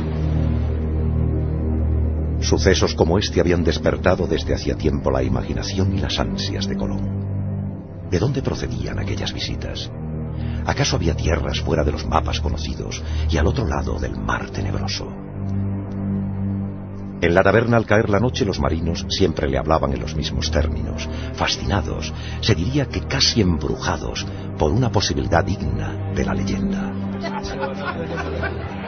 Le doy mi palabra de que hace un mes, viajando como piloto del rey, navegando al oeste del Cabo San Vicente, recogí un madero de embarcación que los vientos traían de poniente. Por lo tanto, aquello procedía de tierras existentes hacia el oeste. Y eso es tan verdad como esta jarra de vino. No miente. Yo mismo, hace ya 15 años, pude ver en la misma zona unos barcos lejanos que transportaban cañas gruesas. Unas cañas andadas que flotaban en el agua y que nunca aquí se han visto. A lo lejos, en la cubierta, allí a esa gente de menuda estatura y la piel tostada, sin barba, como el desgraciado que llegó al atardecer hasta la playa. ¿Y cómo no fue hacia ellos, amigo Pedro? Quite. Se alejaron a gran velocidad. A lo peor, temerosos de mi navío. Se fueron delante de mis ojos rumbo al oeste. La obsesión de Colón, extraída quizá de algunos libros prohibidos que había podido consultar en Italia, era viajar al este por el oeste, inaugurando una ruta jamás explorada a través del océano. Una vía prohibida que demostrase la posibilidad de llegar a la tierra de las grandes riquezas, a una parte desconocida del inmenso continente asiático que ya intuyó Marco Polo. ¡Don Cristóbal! ¡Don Cristóbal, tiene que venir! Una barcaza se ha estampado contra el espigón. ¡Hay varios muertos! ¡Rápido, don Cristóbal! Apenas había comenzado el mes de marzo de 1479, cuando un accidente aparentemente fortuito iba a cambiar de raíz la vida de Colón, y quién sabe si de la propia historia de la humanidad. Por favor, no puedo hacerlo solo. Ayudadme con el herido. Cuidado al cogerlo. Sí, tranquilícese. Dios mío, tiene la pierna tronzada con el madero. A ver, tiren por aquí. Pero mucho cuidado. Por aquí, pero despacio. Atento con la cabeza. Con cuidado. Vamos, poco a poco. Era el único superviviente de aquella embarcación que también venía arrastrada desde el oeste. Quizá por esa circunstancia, el almirante asistió intrigado y en silencio a la escena. El doctor y un grupo de muchachos arrastraron hasta la orilla a un hombre barbado, vestido con una especie de túnica de lino blanco. Dios. Ayuda. Ayuda. Ayuda. Los paños que le cubrían estaban llenos de sangre muy oscura y su aliento era fétido. Por unos días, la isla se volcó con el inesperado visitante, que fue acomodado en la casa de Colón. Todo el cuerpo estaba lleno de bubas y costras de aspecto siniestro. A decir verdad, nadie apostaba por la vida del enigmático viajero. No se lleve a engaño. No puede durar más que unos días. ¿Cuál es su opinión, doctor? Tiene un mal que espero no sea contagioso. Es algo extraño, como si la sangre se le hubiese podrido cual animal muerto a la intemperie. Mi consejo es que no permanezca aquí por más tiempo. Creo que puede ser peligroso y... Basta. Ya le he dicho que este hombre se quedará aquí hasta que Dios le haga la última llamada. Y sepa que ese mal no me inquieta lo más mínimo. Pero, don Cristóbal, ¿realmente cree que un enfermo que agoniza le puede dar información valiosa para sus estudios? Por cierto, esa ropa de lino que lleva debería ser quemada de inmediato. Aquí no se va a quemar nada de ese enviado. ¿Enviado, dice? Sí, enviado del destino. Y en el momento justo. Por el amor de Dios. A ver si este mal propaga la locura y el delirio y ya le está afectando. No. Usted sabe como yo que este hombre y el resto de su tripulación muerta venían de muy lejos, de un lugar donde no puede llegar nadie, a no ser que mi teoría esté en lo cierto. Pero déjese de teorías. Aquí lo único que hay es un piloto castellano, bueno, vizcaíno o portugués, lleno de llagas y bubas que revientan. Esto puede ser un foco infeccioso maligno para toda la isla. ¿Comprende? Le aseguro que lo que pueda revelar este hombre es mucho más importante que su enfermedad. Además, le noto algo mejor. Me ha cogido confianza e incluso ayer de madrugada me confesó su nombre. ¿Y se puede saber? Sí, se puede saber. Se llama Alonso Sánchez, de Huelva, y ha llegado aquí desde una tierra tan lejana que ni siquiera cabría en nuestros mapas. Y ahora, doctor, si no le importa, déjeme solo.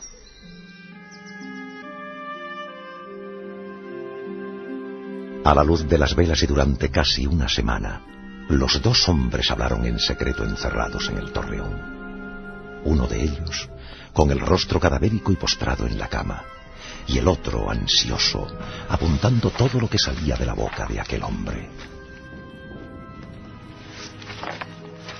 Amigo Alonso, trata de recordar. Me hablabas de la gran tormenta. Vamos, haz un esfuerzo. Íbamos cargados de frutos y maderas, navegando por el Golfo de Guinea. Y entonces el cielo se convirtió en un infierno. La mar, quizá enfurecida por nuestra codicia, nos fue llevando hasta un territorio desconocido para nosotros. Durante semanas, perdida ya la noción del tiempo, vimos unas rocas gigantes y unos chorros de agua y vegetación. Y allí hincamos las rodillas. La mayoría ya habían muerto de frío y hambre. Calma, Alonso, calma. El extremo de Asia, sin duda. ¿Y visteis a sus gentes? ¿Y las casas con techos de oro macizo? Perdone, pero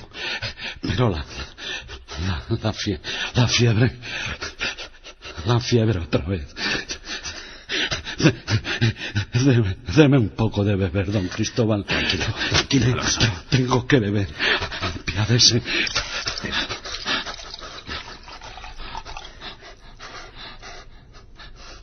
Tómala con cuidado. Así, tranquilo. Debes contarme todo con detalle, para que así yo pueda realizar ese mismo viaje. Debes acordarte de todo lo posible, querido Alonso. Ninguno de los dos podía saberlo, pero el mal que aquejaba a aquel prenauta era la sífilis, una enfermedad devastadora que llegó a Europa en 1493 y que afectó a navegantes ilustres como Martín Alonso Pinzón. El piloto onubense había sido contagiado en una tierra remota que describió a Colón con total detalle. Y las mujeres eran amables y cariñosas. Yacían con nosotros y nos consideraban dioses, enviados.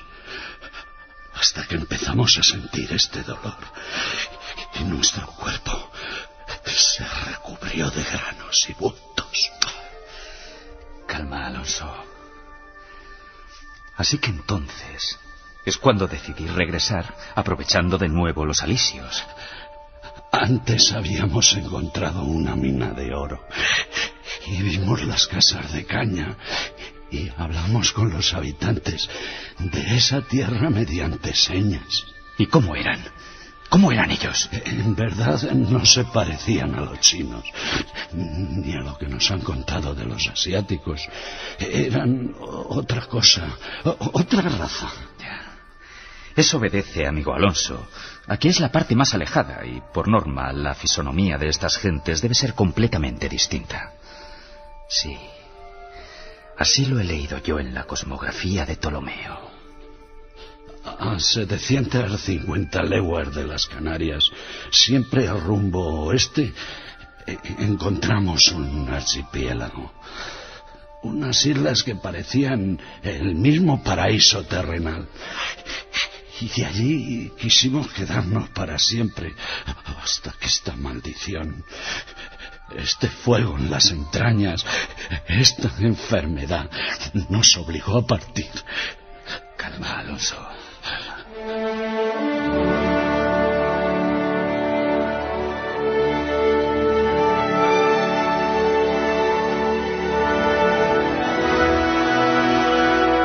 Su tozudez por iniciar este viaje ha valido más que todas las recomendaciones de mis consejeros, don Cristóbal. Le felicito. No sé qué nos llegará de esas tierras, si el oro que me promete o más problemas. Lo único cierto es que le deseo que Dios le acompañe en esta desconcertante aventura. Habían pasado 13 años y en la Granada recién reconquistada, Isabel y Fernando firmaron las capitulaciones de Santa Fe, por las cuales el antaño fracasado navegante se convertiría en almirante de la mar Océana. Se rubricaba así un poder casi infinito en todas las tierras que fueran descubiertas, un poder y una gloria que jamás aquel hombre hubiese soñado. Almirante, hay algo que no me resisto a preguntarle de nuevo. Usted dirá, Alteza. ¿Cómo se puede tener un conocimiento tan preciso de valles, minas, montañas y ríos de un lugar en el que nadie está? Tan maravillosa. En 1639, en su libro Varones Ilustres del Nuevo Mundo, escrito por Fernando Pizarro Orellana, sí, del linaje de los Orellana, se comenta que el piloto Sánchez de Huelva, al hallarse en tierra casualmente descubierta, tomó todos los datos náuticos antes de volver a partir, y después, en el regreso, a punto de morir, narró su secreto a Cristóbal. El padre Gumila, en su Orinoco Ilustrado, también en el 1639, asegura: la nave de los vizcaínos, arrebatada por vientos y mares, en el siglo XV, después de ir a la isla de Madeira, llegaron justo al punto donde se encontraba el navegante conocido como Cristóbal Colón, el cual conoció las ideas concebidas y logró tomar datos y apuntes náuticos de aquellos desgraciados que realmente habían descubierto un nuevo continente. Pi Margall o Severino do Porto, en una auténtica disputa, diciendo que sí, que no, Sánchez de Huelva existió, no existió, aseguraban que ese piloto falleció, dejando al genovés, a Cristóbal Colón, por heredero de todos sus papeles. Cristóbal Colón, aseguran los dos, los conservó en el más profundo de los secretos.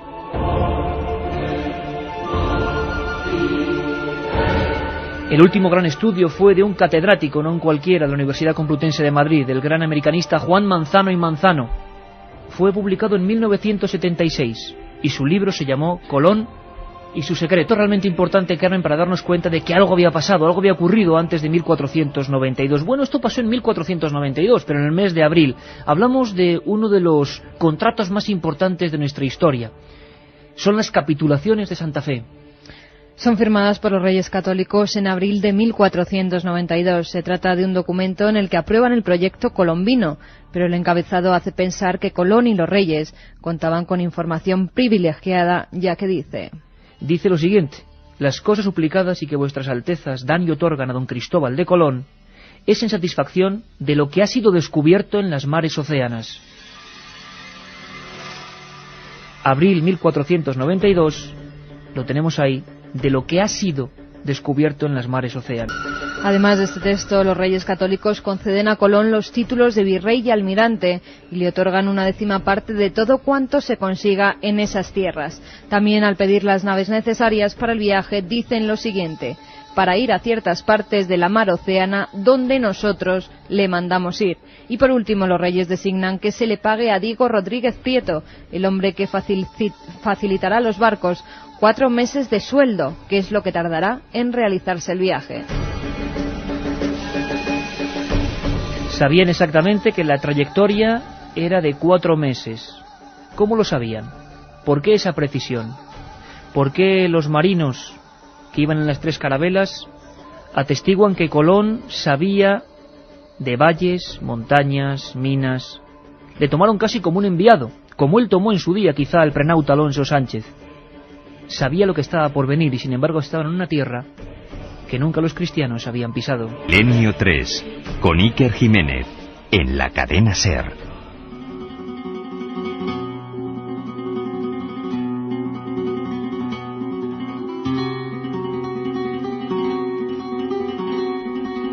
Por cierto, Milenio 3, cuyas emisiones habituales son el viernes de 1:30 a 3 y los domingos de 3 a 4. Lo decimos porque sabemos que estáis muchos escuchándonos, escribiéndonos al 7640, a pesar de que no hemos abierto el buzón de los mensajes, y sabemos que muchos estáis en las carreteras. Mucho cuidado, por favor. Tenemos que disfrutar de este gran viaje radiofónico, este viaje del secreto de Colón. Ponemos esta música porque hemos querido viajar a Huelva. Hay una cosa que es sorprendente. Desde luego, muchas veces en los libros de historia habitual, aunque hemos visto que también hay referencias, no se ha enseñado quién ha sido ese prenauta. Entonces, ¿por qué en Huelva, en un parque, hay un monumento a este predescubridor de América? ¿Por qué en pleno corazón de Huelva existe la estatua solitaria de Alonso Sánchez, el piloto? Un hombre que en 1479, al parecer, dejó muchos secretos y muchas pistas a Cristóbal Colón. Hemos intentado saber qué restos, qué pistas, qué documentos hay sobre este hombre en esa capital andaluza. Katia Rocha, buenas noches. Buenas noches. ¿Qué hemos encontrado? El nombre Alonso Sánchez de Huelva ha turbado desde hace siglos en cuanto repasan e investigan los oscuros años predescubridores de Cristóbal Colón. En cuanto a la educación, al sistema educativo que tenemos en España, es en segundo de la ESO cuando los alumnos estudian por primera vez el descubrimiento de América. Al menos así consta en el temario de la editorial Anaya, que es una de las más utilizadas y la que hemos consultado. Es con 14 años cuando se imparten los primeros conocimientos de Cristóbal Colón, porque no hay ninguna referencia, ni siquiera en hipótesis, de posibles antecedentes de los viajes marítimos al otro lado de nuestro viejo continente. Pero en Huelva, a los alumnos les debe ser familiar este nombre de Alonso Sánchez de Huelva, aunque solo sea por lo que lo tienen en la estructura de su ciudad. Se puede visitar el Instituto Alonso Sánchez de Huelva, allí todos sus alumnos sabrán perfectamente quién es, está en la avenida Pío XII sin número. También existe el Parque de Alonso Sánchez, uno de los lugares más visitados por sus impresionantes vistas de la ciudad de Huelva, y dentro de ese parque está el monumento a Alonso Sánchez. También existe una calle, está al final del Paseo Santa Fe, es la calle Alonso Sánchez o calle Puerto, que poseía uno de los aljibes más bonitos de Andalucía. Además, y como dato práctico, allí está la Oficina de Información al Consumidor. Por lo tanto, amigos, no estamos hablando de un cuento, ni de una leyenda. Y si no, que se lo pregunten a quienes viajan a Huelva, quienes estudian en ese instituto, quienes pasean por su parque, quienes ven esa figura. Son, nunca mejor dicho, los grandes enigmas de la historia. Por lo tanto, el más famoso grito de la historia, el que da Rodrigo de Triana, venía con información privilegiada. ¿No era una cosa casual? ¿Quién sabe? 87 tripulantes de aquel viaje, el primer viaje supuesto, por supuesto, de Cristóbal Colón, porque desde luego la historia del prenauta daría un giro importante a toda esta historia bien conocida. Los 39 de la Santa María, los 26 de la Pinta, los 22 de la Niña. Esos hombres veían en Colón a un auténtico adivino, a un auténtico hombre que se adelantaba a lo que estaba por venir. En algunos de los lugares incluso les anunciaba, por ejemplo, que ahí estaba Sabá. Incluso tenía los regaños Cristóbal Colón de decir que desde ese lugar él tenía información de que habían salido los Reyes Magos. Incluso también Cristóbal Colón aseguraba que un poco más allá se iban a encontrar con una mina, con unos chorros gigantescos que caían desde las montañas, con unas ensenadas. ¿Os imagináis la cara de aquellos pilotos? ¿De aquellos marinos? ¿Cómo Colón tenía conocimiento de todo eso? Otra de las cosas, tantas, que envuelven la figura brumosa de don Cristóbal, es su libro sobre las profecías. Vamos a conocerlo. Las primeras traducciones de este libro las publicó el gobierno italiano con motivo de la conmemoración del 4º centenario del descubrimiento de América. Sabéis que Cristóbal, su nombre si es que era el suyo, porque su firma es todo un misterio también, hay quien dice que ocultó su propia identidad, es algo correlativo al mito de Cristóbal, del cristianismo bien conocido, ese gigante que pasa la fe, el cristianismo por un río de un mundo a otro. Qué curioso que tuviera el mismo nombre el hombre que hizo eso realmente en aquel 1492 o antes. El profesor de Historia emérito de la Universidad de Salamanca, el historiador Manuel Fernández Álvarez, una auténtica institución, nos habla de que quizá entre 1479 y 1492, con los datos del piloto desconocido del prenauta en la faltriquera, de Alonso Sánchez de Huelva, Colón emprendió un primer viaje. Si no es imposible tener tal detalle en esa primera aventura oficial. Le escuchamos. Por lo tanto, aquí sí que parece que había una prueba indirecta de que Colón, para estar tan seguro, es que lo tenía como muy cierto. ¿Y por qué podía tenerlo como muy cierto? Porque él tenía una prueba segura, indiscutible. Y esa prueba segura e indiscutible podía ser efectivamente que él, en uno de sus viajes, que tantos que hizo en aquellos años anteriores al 92, al año 85 que vino a España, en ese periodo anterior él hubiera llegado a las Indias Occidentales.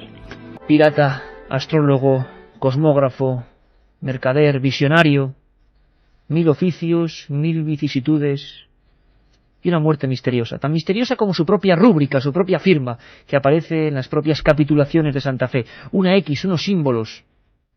De verdad que es para hacer el código Colón, ¿eh? De verdad que es para hacerlo. Hay un dato que a mí me acaba de dejar un poco sorprendido, y es la pasión de Cristóbal por San Juan el Bautista. Y todos los que hayan escuchado los programas sobre el Código Da Vinci sabrán de qué hablo, porque hay toda una teoría de unos elegidos que veneraban más a San Juan Bautista que al propio Jesús de Nazaret. Bueno, curioso. Tan curioso como digo, la firma. Si vamos rápidamente ahora mismo a los libros, a internet, donde sea, veremos que es una X con una simbología muy extraña y las palabras expoferens. Sebastián Vázquez, un experto en ocultismo, nos habla perfectamente de los estudios efectuados sobre esa firma. ¿Quiso ocultar su identidad? Sería lógico viendo su propia vida. Pidió a sus descendientes que siguieran utilizándola. Entonces era una especie de X, donde arriba habían unas iniciales separadas por puntos. Es una firma que está hoy todavía sin descifrar. Pero ya incluso en el propio nombre de Cristóbal, suponiendo que él se llamara así, es decir, que él no hubiese cambiado su propio nombre, si recordamos en la tradición cristiana, Cristóbal es aquel gigante que sobre sus hombros coge a esos viajeros para cruzar unas aguas y cruza al niño Jesús, el famoso milagro de Cristóbal. Es decir, es muy curioso que este personaje que realmente lleva al cristianismo, lleva al Cristo desde un lado a otro del océano, tiene el mismo nombre mítico que en la tradición cristiana, de ese personaje gigantesco que hacía también ese periplo. Han encontrado esos restos de naves vikingas del siglo X, y XI. Y efectivamente en las sagas que se han conservado, lo que pasa es que esa tradición no llega al sur, no llega a las naciones del Mediterráneo, del Renacimiento. Esto se viene porque se suspenden esas navegaciones a partir, yo creo que es el siglo XII, y entonces todo eso queda muy interrumpido y todo eso pues no provoca todo el eco que debiera. Pero hoy sí sabemos, hoy se ha demostrado científicamente en efecto que a partir de fines del X y del XI naves vikingas llegan desde Noruega a Groenlandia, y de Groenlandia pues incluso a tierras como esas de la península del Labrador. Cuadrado, el técnico que se ha esforzado tanto para hacer esa dramatización sobre el secreto de Colón, dejaba claro, y el propio argumento dejaba claro, que antes incluso del prenauta habían llegado hombres a la deriva, hombres con la carne podrida, o incluso maderos tallados, con una caligrafía, con un lenguaje que nadie osaba comprender.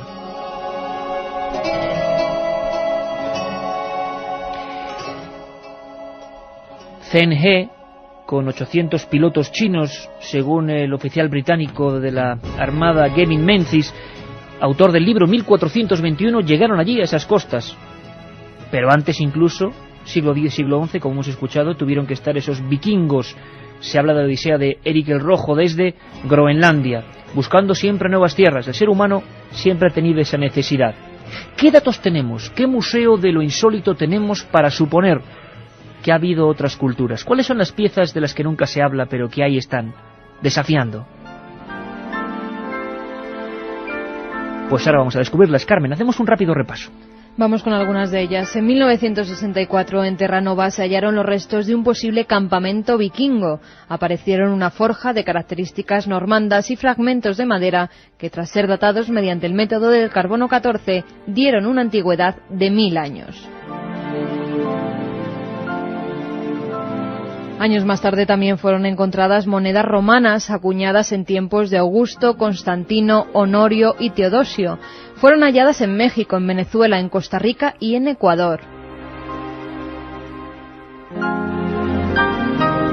Vamos con más monedas, estas encontradas en 1979 en unas ruinas indias del estado de Maine.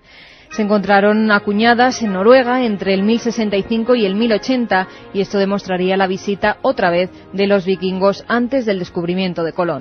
En mayo de 1980, la revista Science Digest publicaba los hallazgos del profesor Barry Feld de la Universidad de Harvard. Se trataba de una serie de inscripciones y un barco tallados en una roca de Moon Hope, en Rhode Island. Escrito en caracteres púnicos, se puede leer: esta roca es el saludo de los marinos de Tartán. En 1993 en México se produjeron varios hallazgos, y el mediodía, por la vía temperada hasta 95 grados del camino, hallarás una tierra de Zipango, la cual es tan fértil y abundosa que con su grandeza sojuzgarás África y Europa. Es increíble, es el museo de lo extraño que está ahí, se le haga caso o no, y nosotros estamos para contarlos. Por cierto, ¿cómo fue el fin de Colón? Todos los honores, en un momento dado, al final de su vida, indigente, casi mendigo, a pesar del poder que tuvo, se los llevó otro nombre, Américo Vespucio. Un momento sin duda creo que duro para don Cristóbal. Han sido descubiertas y conquistadas nuevas tierras en nombre de Castilla y Aragón en el año de 1492. Como sabe muy bien vuestra Alteza, la Universidad de Salamanca siempre ha defendido la teoría de la existencia de territorios desconocidos en Occidente. Castilla, por la gracia de vuestra Alteza, ha confirmado ya a toda la humanidad la existencia de un mundo nuevo. Terra incógnita. Ese continente fue descubierto en primer lugar por un marino enviado por vuestra Alteza. Su nombre, Américo Vespucci. Os aseguro que cuando uno se adentra en la vida, en los escritos, en las disputas que hay todavía sobre Cristóbal Colón, se emociona. Es un personaje digno de 1 y 1000 estudios. Por cierto que uno de los últimos es el de Miguel Botella, antropólogo forense de la Cátedra de Antropología de la Universidad de Granada. Todo el que se acerca a algo de Colón acaba hipnotizado por su encanto, y si no, escuchar al profesor. Pues los huesos llegaron el mismo día que se sacaron de la Catedral de Sevilla y se trasladaron a la Universidad de Granada, donde me hice cargo en el laboratorio de antropología de hacer su estudio. Realmente, bueno, hay que decir que fue muy emocionante abrir aquello, poder tocar los huesos presuntos del almirante. En fin, creo nunca había soñado con tener eso. Nuestra particular embarcación vaya camino a puerto. Esperamos que hayáis disfrutado con esta otra historia, pero otra historia con historiadores, antropólogos, forenses, no una historia legendaria, aunque ¿dónde está la línea que separa las leyendas de los hechos reales? La firma de Colón, su pasado, lo que aparece en las capitulaciones de Santa Fe y sobre todo esa sombra, mucho más importante que de dónde era Colón y de historias de apropiarse de un personaje de este tipo. No sabemos nada ni siquiera de sus huesos, ya lo sabéis, las últimas investigaciones no arrojan nada. Incluso hay un último teletipo, brevísimamente, Carmen, que habla de Santo Domingo y de la maldición que algunos creen que dice el nombre de Colón. Sí, hoy se han abierto la urna que al parecer puede contener los restos de Colón, pero no todos los dominicanos celebran este día. Algunos lo llaman el Día del Exterminio, ya que existe la creencia de que hay una especie de maldición si se cita esa palabra, ese nombre, Cristóbal Colón. ¿Y por qué? El pobre Cristóbal Colón, ¿qué culpa tendría? Lo hemos intentado averiguar, sobre todo con ese personaje. Son los auténticos enigmas de la historia. En Huelva, recordadlo, esa calle, ese busto, ese parque, ese colegio de un hombre que oficialmente no existe, Alonso Sánchez, el prenauta. Nosotros nos marchamos y os recordamos que en Toledo, ¿dónde exactamente, Carmen? En el convento de San Pedro Mártir estaremos el 29. Día 29. El 22 de octubre nos vamos hasta Alicante, la universidad. En el Paraninfo realizaremos el programa ante el público. Y por último, el día 5 de noviembre estaremos en Vitoria, en el Centro Cívico Europa. Poneos por favor en contacto con la cadena SER local de cada sitio y queremos estar con vosotros para vivir aventuras como la de hoy. El gran secreto de Cristóbal Colón. Nos vamos, que ya está aquí Carlos Llamas y todo su equipo. Un abrazo muy... ¿Has visto eso? ¿Qué? ¿Qué ha pasado? ¿Qué pasa, Antonio? Mujer, ¿no te has dado cuenta? Estaba allí, junto al árbol. ¿No lo has visto? Voy a dar marcha. No, déjalo, no sigas. Por favor, vámonos de aquí ahora mismo. Pero, mujer, yo he visto algo ahí que... ¿Qué he dicho que nos vayamos de aquí? ¡Por el amor de Dios! ¡No me estás oyendo!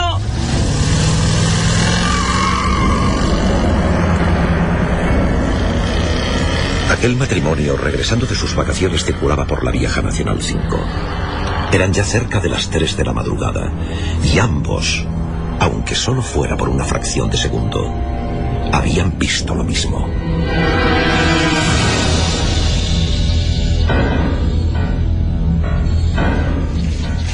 Yo te digo que eso son fantasías. ¿Cómo demonio va a haber una mujer ahí a esas horas bajo la tormenta? Tú lo que pasa es que te habías pasado con el champán. Que no, que ya sabes que no bebo, Ruiz. No me vengas con tonterías. Estaba allí y yo la vi. Estaban mirándonos fijamente, muy cerca del arcén. Mi mujer desde entonces tiene pesadillas. Esa noche se puso muy nerviosa porque la vio como yo. En un primer momento no quiso decírmelo, pero fue al parar cuando le entró la histeria. Yo miré hacia atrás por el espejo y no lo sé. Había algo. Era como un traje blanco moviéndose. Un traje roído, como de mendiga, lleno de manchas. Creo que era una mujer con el pelo mojado. Dios. Lo que no puedo olvidar es la cara alargada, huesuda, acercándose entre la oscuridad. Es algo que no se me va de la mente. No se me va. Caramba, Antonio, no te pongas así. La verdad, yo bromeaba, pero te juro que no quería... Estaba bajo el árbol y juraría que lo que acunaba era un niño. La vi como en un flash, en el momento de dar las largas. Estaba allí, Ruiz, te doy mi palabra que estaba allí y que quería decirnos algo. Pero seamos lógicos. Quizá fuese una vagabunda, alguien perdido en mitad de la lluvia. Tampoco es demasiado extraño. Es que había algo más. Algo que no estoy seguro de si es imaginación mía, porque ni siquiera se lo he querido preguntar a mi mujer. Pero vi algo que le caía por las piernas. Algo que me dio la impresión que era sangre. Como si aquella mujer perdida acabara de ser acuchillada o asesinada allí mismo. Durante varias noches Antonio Beltrán no pudo conciliar el sueño. Más de una vez estuvo tentado de coger el coche y acercarse de nuevo a aquel lugar en mitad de la madrugada. Pero al final algo, quizá el instinto, le hacía desistir. A pesar de ese miedo, su curiosidad iba creciendo, al mismo tiempo que el silencio de su esposa se hacía cada vez más profundo y distante. ¿Qué te ocurre, mujer? Te veo muy desmejorada. Nada, tómate el café. Son esos sueños que no me dejan en paz. ¿Sueños? ¿Y qué es lo que sueñas, querida? Tú también lo haces. Me he despertado varias noches y te he visto hablando solo. Es como si los dos estuviésemos soñando lo mismo desde aquella noche. Por favor, basta ya de seguir con esa historia. Lo que vimos fue un simple reflejo. Mira, he leído en un libro que los científicos tienen una explicación para estos efectos. La lluvia, los faros del coche y el asfalto producen una especie de... Lo que tú digas. Me vuelvo a la cama. La necesidad de saber quién era aquella extraña mujer y qué hacía allí crecía cada vez más en el interior de Antonio Beltrán. Al mismo tiempo era consciente de que casi todas las noches algo se cruzaba en sus sueños, una y otra vez, con gran definición. Era sangre, viscosa sangre humana, chorreando en un reguero carretera abajo, hasta humedecer la tapia blanca. No te negaré, querido amigo, que más de uno de los soldados han visto lo mismo que tú. ¿Pero exactamente en el mismo sitio? Junto a la vieja tapia, bajo el árbol, allí mismo. El despacho del sargento Arias era austero y viejo. Desde la ventana podía verse la carretera y el punto exacto del que estaban hablando. La amistad forjada desde hacía más de 30 años y los rumores que circulaban por una ciudad como Badajoz habían llevado a Antonio hasta allí.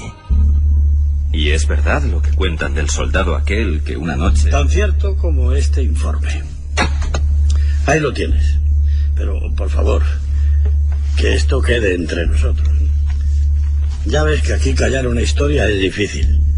Te aseguro que me expedientarían si cuentas esto a alguien o se entera algún superior. Todo el mundo guarda silencio sobre la portuguesa. Pero en estas hojas aparecen más testigos. ¡Santo cielo! Toda esta gente la ha visto desde que aquel chico... Por cierto, has dicho la portuguesa. Aquí se cuenta una historia muy antigua, quizá de los años 40, de una mendiga que fue atropellada justo ahí. No se encontró el cuerpo ni al culpable. Pero parece que una mujer embarazada no fue socorrida y quedó allí desangrándose con el bebé en las entrañas durante toda la noche. Una noche de tormenta. Eso dicen, una noche de perros. Y desde entonces, toda esa gente que aparece en estos informes ha venido a la base a denunciarnos lo mismo, la misma aparición.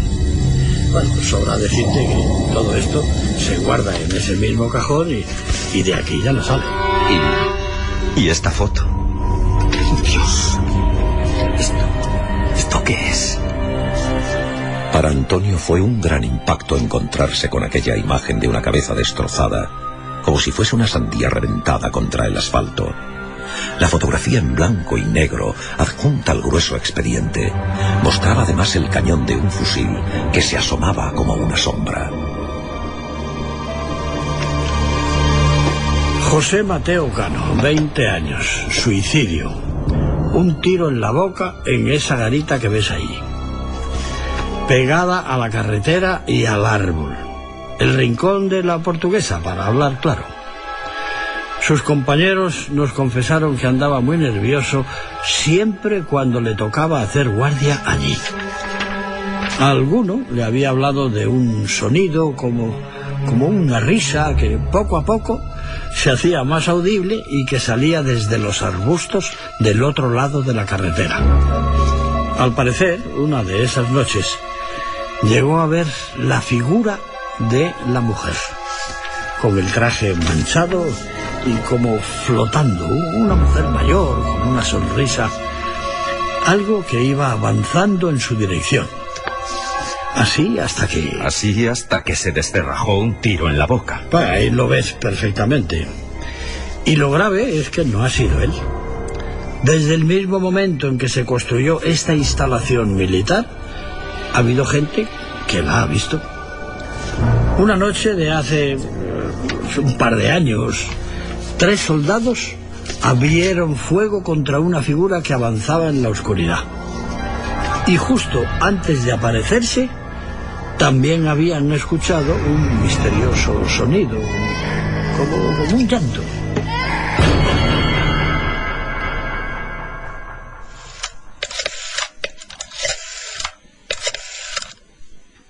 Hola, cariño, ¿cómo estás? He descubierto algo importante. Aquella noche Antonio llamó a su mujer consciente de que había llegado el momento de regresar al punto donde se habían encontrado con el misterio. Ella, llorando, se negó e insistió en que no lo hiciera, como si tuviera un terrible presentimiento. Pero la determinación de aquel hombre ya era total. Pasadas las 2 de la madrugada, decidió dejar de recorrer la carretera en un sentido y otro. Puso el vehículo en una especie de camino vecinal, casi a la sombra de un árbol. Apagó los faros y el motor, y en mitad de la negrura echó los seguros de las puertas. No era capaz de poner pie a tierra. Y ahora se pone a llover. Dieron las 3 de la madrugada y, aferrado a la cámara de fotos que sostenía entre las manos, con el fin de demostrar que lo que había visto era real, siguió vigilando cada palmo de terreno con los ojos muy abiertos y casi pegados al parabrisas. El viejo árbol sin hojas, la tapia, el arcén. ¿Qué es esto? Parece un niño. Encendió las luces estremecido. Había sentido algo después de escuchar esa voz. ¿Qué está pasando? Al dar las largas y enfocar el viejo muro, se dio cuenta de algo muy extraño. En la parte inferior estaba surgiendo algo parecido a una mancha, una oscuridad, una sombra húmeda que poco a poco se iba haciendo más grande. Y entonces las tenazas del miedo, del más profundo terror, le hicieron arrancar el coche. ¡Arranca! ¡Arranca! Era inútil. El motor estaba completamente ahogado y él a punto del colapso. Empujó la puerta con todas sus fuerzas para salir, como si algo interno le dijese que tenía que alejarse a toda costa de allí. Lo intentó varias veces, pero... ¡Ábrete! ¡Ábrete, maldito! ¡Ábrete! Fue entonces al mirar por el rabillo del ojo, cuando sintió un frío subiendo por cada uno de los huesos de su columna. Fue entonces cuando se quedó rígido como una estatua. Notó una respiración helada en su nuca.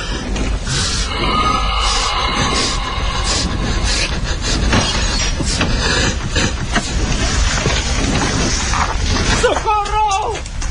¡Ayuda! ¡Socorro! ¡Socorro!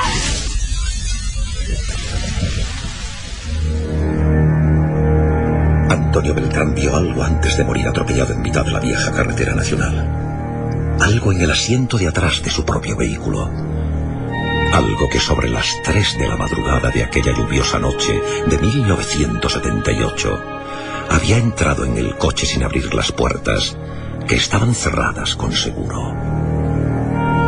Algo que muchos llamaban la Portuguesa.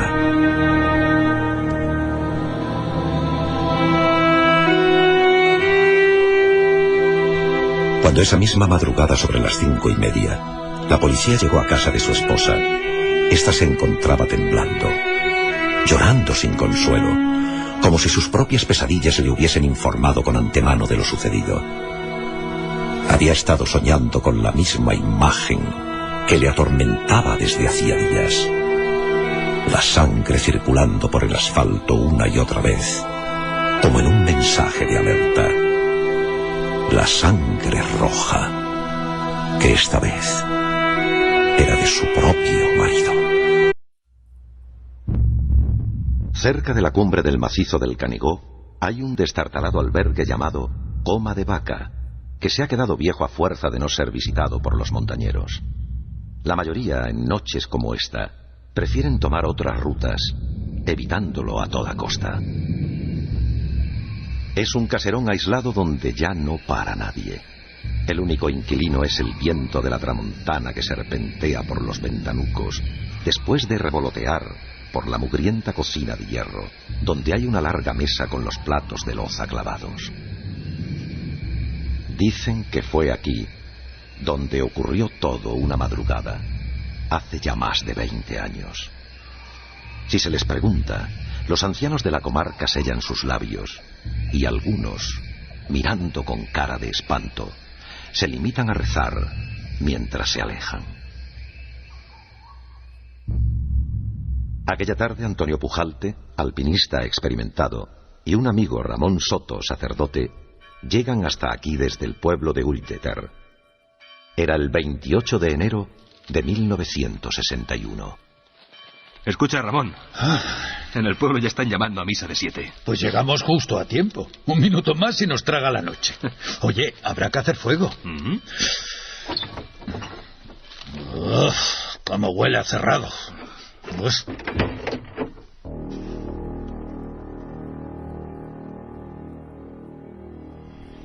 El inicio de la noche transcurrió tranquila. La idea de los dos excursionistas, grandes aficionados a la astronomía, era montar un pequeño equipo de observación sobre la cima del monte y desde allí escrutar uno de los mejores firmamentos de Europa. ¡Santo cielo! Esto es una maravilla. Alcánzame esa lente. Uy, merece la pena pasar este frío, hermano. Mira, mira, mira, mira con qué nitidez se ve Júpiter.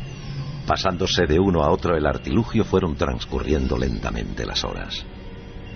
Pero justo a las 11 en punto. ¿Estás oyendo eso, Ramón?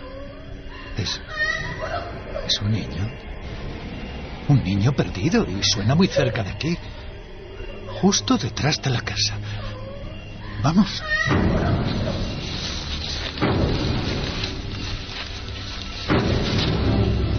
Juraría que era aquí, pero a esta temperatura y con este río casi helado. ¿Cómo demonios va a haber aquí un niño? No lo sé. Igual era una lechuza. Un pájaro que nos ha confundido. Sí, un pájaro. Un pájaro de mal agüero. No podían disimularlo. La inquietud se había apoderado de ellos poco a poco. Los nervios y la tensión les hacían sentirse incómodos, violentos. ¿Quién había llorado en mitad de la noche y tan cerca de ellos? Las estrellas del cielo ya apenas importaban, y sus miradas vigilaban sin disimulo aquel entorno tan negro y desconocido. Un poco de luz no nos vendrá mal. El crepitar de las llamas alumbró las rocas próximas, y en ellas, perfectamente visible, una silueta. La sombra de un niño pequeño reflejándose en la piedra, detenido, con los brazos separados del cuerpo, está allí mirándoles.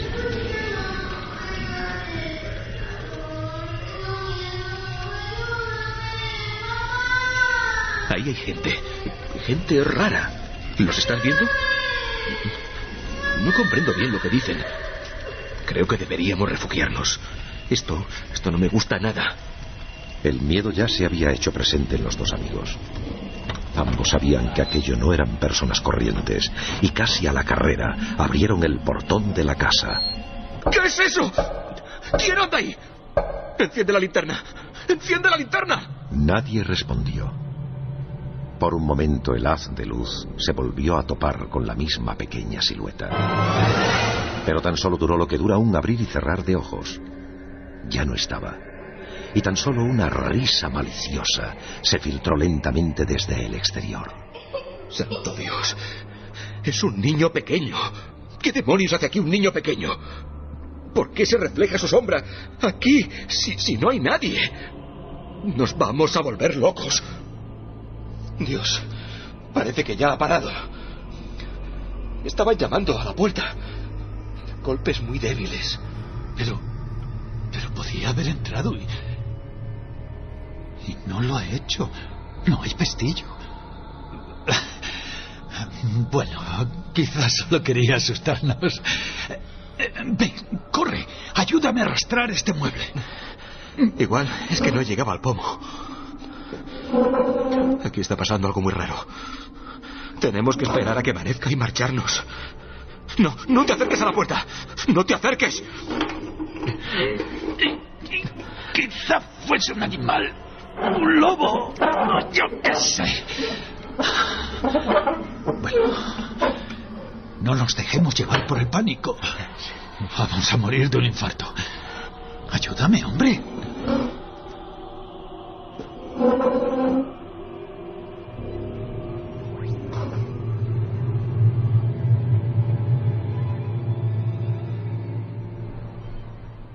Eran las 3:30 de la madrugada. Entonces comprendieron que quizá la idea de pernoctar allí en mitad de la nada y sin comunicación alguna con la civilización había sido un gran error. De pronto, algo comenzó a escucharse. ¿Oyes eso? ¿El qué? ¡Calla! Hay alguien ahí arriba. ¡Santo Dios!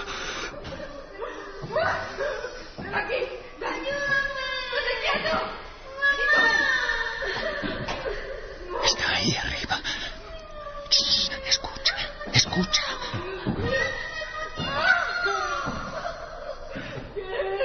Es el mismo lamento de antes. El pánico había devorado el alma de los dos. Efectivamente no se trataba de animales ni confusiones con los sonidos del monte. Alguien estaba sobre el tejado del refugio. Y poco a poco unas voces como de otro tiempo, tenebrosas y atropelladas, fueron haciéndose sentir en la habitación, con un dramatismo que penetraba los muros, como si estos fuesen de papel.